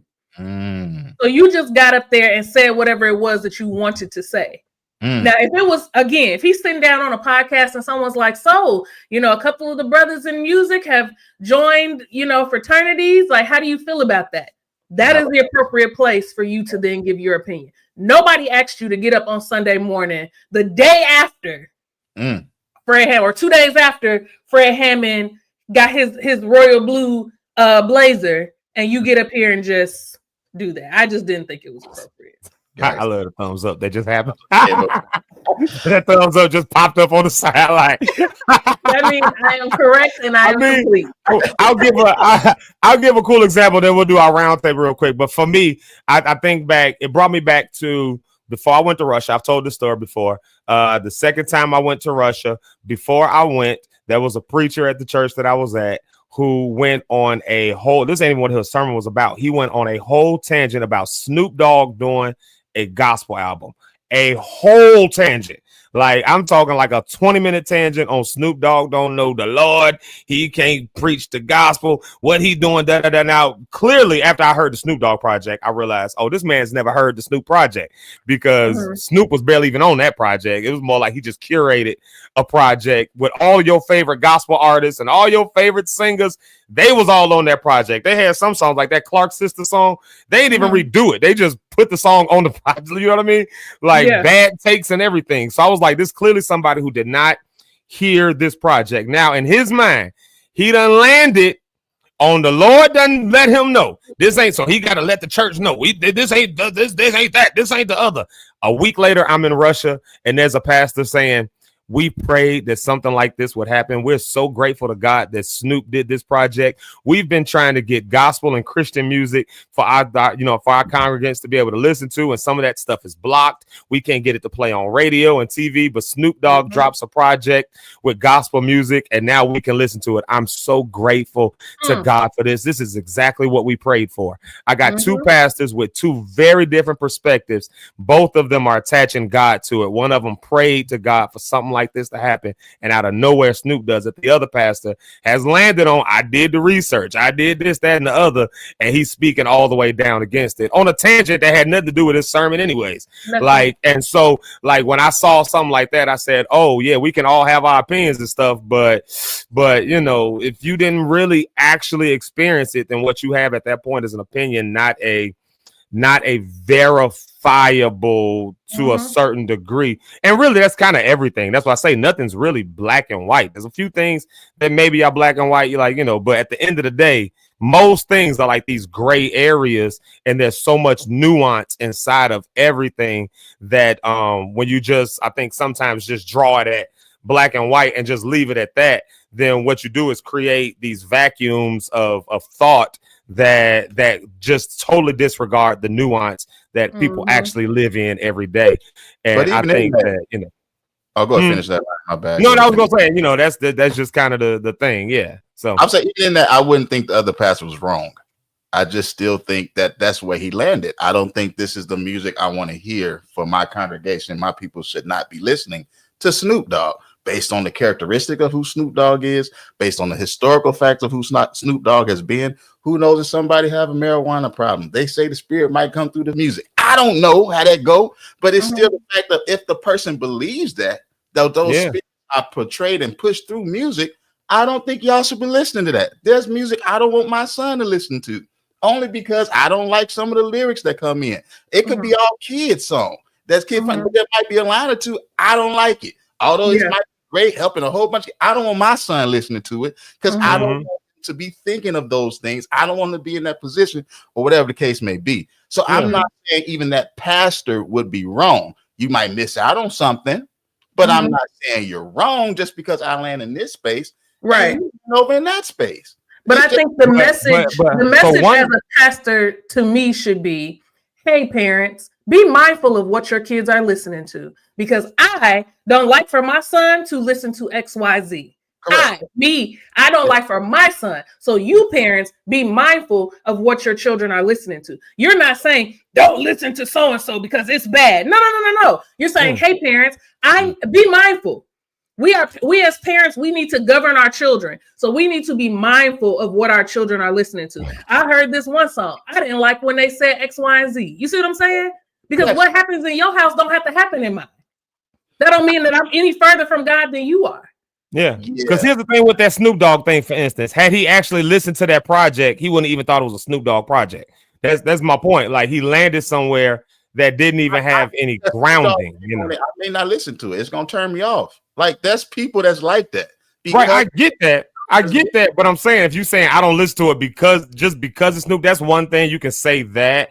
But he was saying the project was this, that, and the other. But again, now I've got this an exact opposite, and both of them are using God. And I think that's what my thing is. Both of them are using. I got this from God. So Snoop Dogg dropped it from God, but also Snoop Dogg dropped the project from the devil. So now we've got to, so we can say, oh, this is where I landed. Okay, that's cool. But now both of y'all done put God. If God is not the author of confusion, I got two pastors on two different sides of the world saying, one saying it's the devil, the other saying it's God. At some point, we're going to have to admit that one of them is wrong. So are we looking for right or wrong? Is that what we're looking for out of this? That's what I'm looking for. I'm looking for the fact that there's maybe nuance that's in there. Not a right or wrong then. Right, and that's what Zeke said earlier. There's more right, but he's saying it's wrong. My point is, if he's saying it's wrong and there's not a right or wrong, then he already out of line. Because if there's not a right or wrong, there's nuance. He's talking about the pastor is saying that it's wrong to listen to Snoop Dogg, because that's not what I'm hearing. He didn't say it's wrong to listen to Snoop Dogg. He said it's wrong to listen to this particular project. And it had to do with this particular project. It was this particular project. And so, again, like I said, like I got to Russia, and when I get there, this is something that people over there are crying out for, praying to God, send some kind of way, break it that we can have this, break it that this can. And then who does God use? He uses a Snoop Doggy Dogg. Right now, on the flip side, and this is where I get with this. This is why I say I don't know how people landed these spaces, because this same pastor was an avid Trump voter.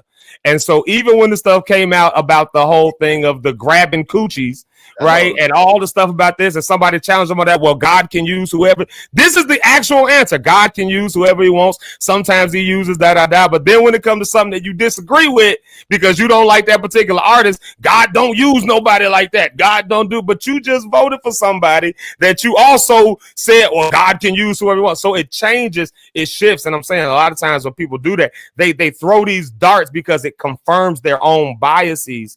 And again, like it confirms their bias. And so when it came to this is the person I'm gonna vote for because he stands on some things that I like, I don't agree with none of these other things, but because I agree with this, I can be 10 toes down for this person. I go in because God can use whoever he wants. But because I don't like this one and the other stuff they do, I don't care that he's doing something that actually advances my cause. I just don't like this person. So everything he does is demonic. It can't be from God. But it was okay for this, but not okay for this, which means you didn't really land somewhere. You just had a confirmation bias.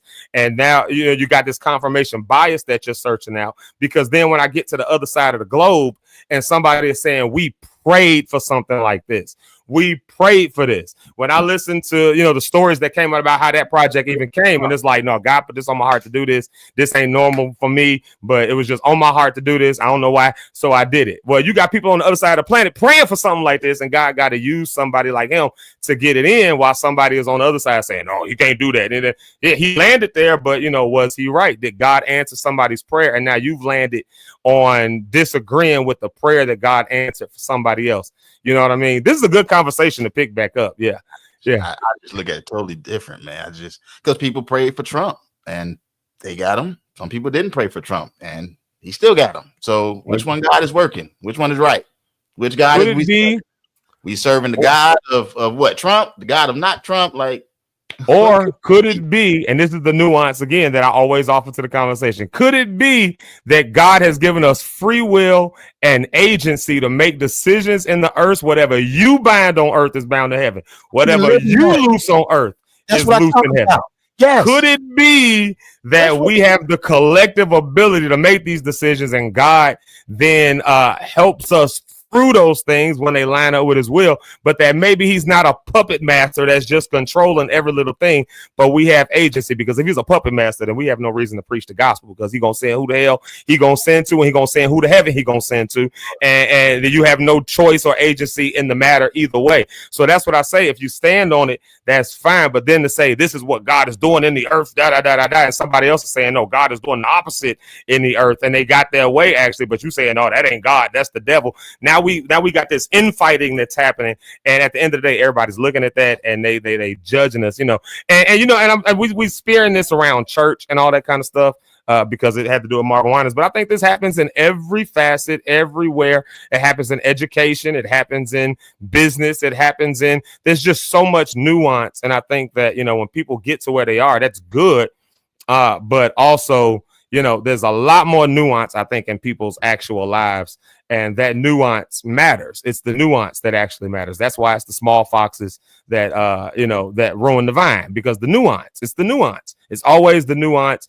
And oftentimes people cut the nuance out to get to just a black and white situation. And when they hit that black and white situation, it cuts out all the nuance that could actually speak to the context of what's actually going on. Like, you know, speaking of that Norman and Isaac interview, you know, well, God told Travis Green to go to the Trump inauguration and do all that. A lot of people had something to say. It's wrong. It's not like, there's nuance in there, though. There's a lot of nuance in there. So just to say right or wrong, maybe right or wrong for you, maybe right or wrong for me, but is it overall right or wrong? Like, and I think that nuance, I think we live in an age where people are more into the gray and the nuance. Yeah, you know.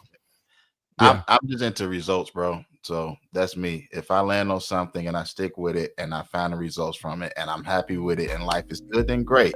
If I see life has changed, things are not going away, maybe I need to check what it is I'm believing of. What am I standing on? Maybe I need to check my circumstances, my surroundings, or whatever it is, until I see the fruit that I've been praying and believing God for.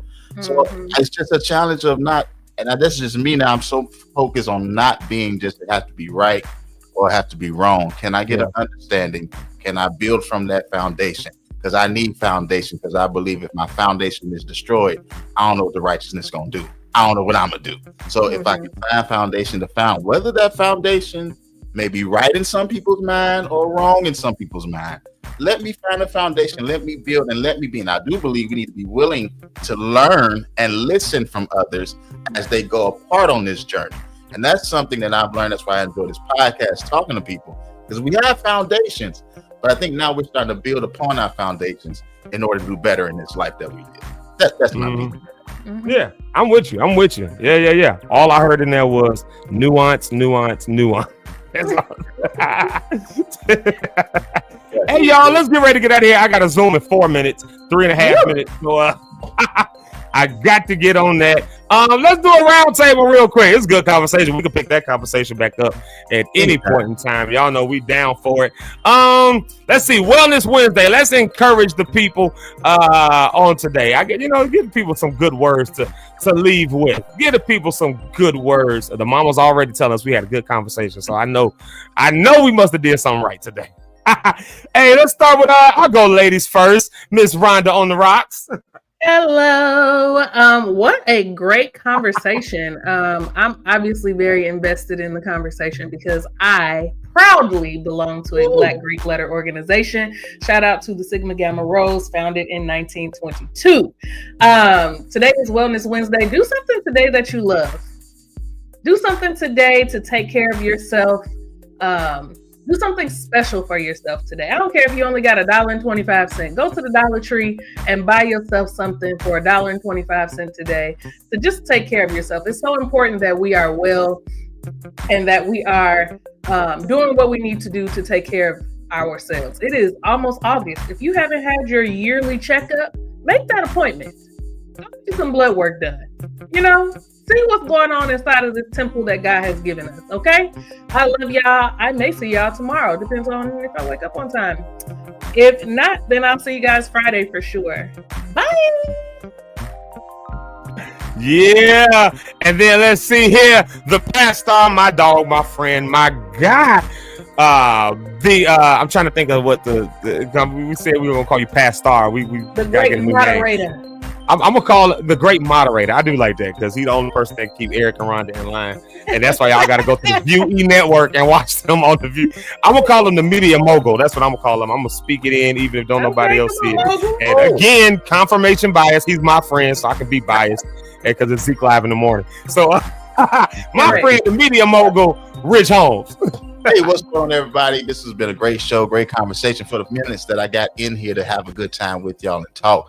One thing I love about this, one thing I want to help you guys, or not help, but just talk to you about, is the power that worketh within you. I love what Zeke has said. And when it comes to foundation, I believe now is the time in this season that we're in. We need to find our foundation and stand firm on our foundation.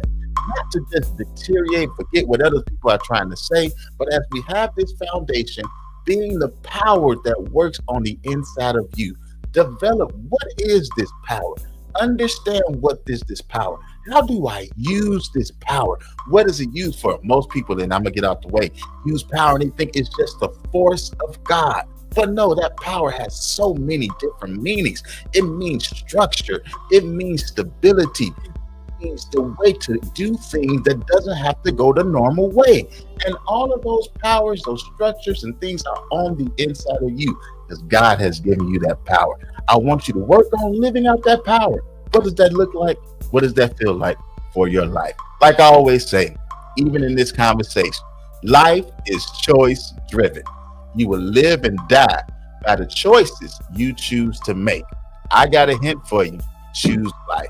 God, thank you for this time of coming together. Pray for everybody that was involved, that was part of this conversation, that came into this group, that came into Watch Zeke Live in the morning. We set up a special prayer for our girl, Sticks. We know that you got it, God.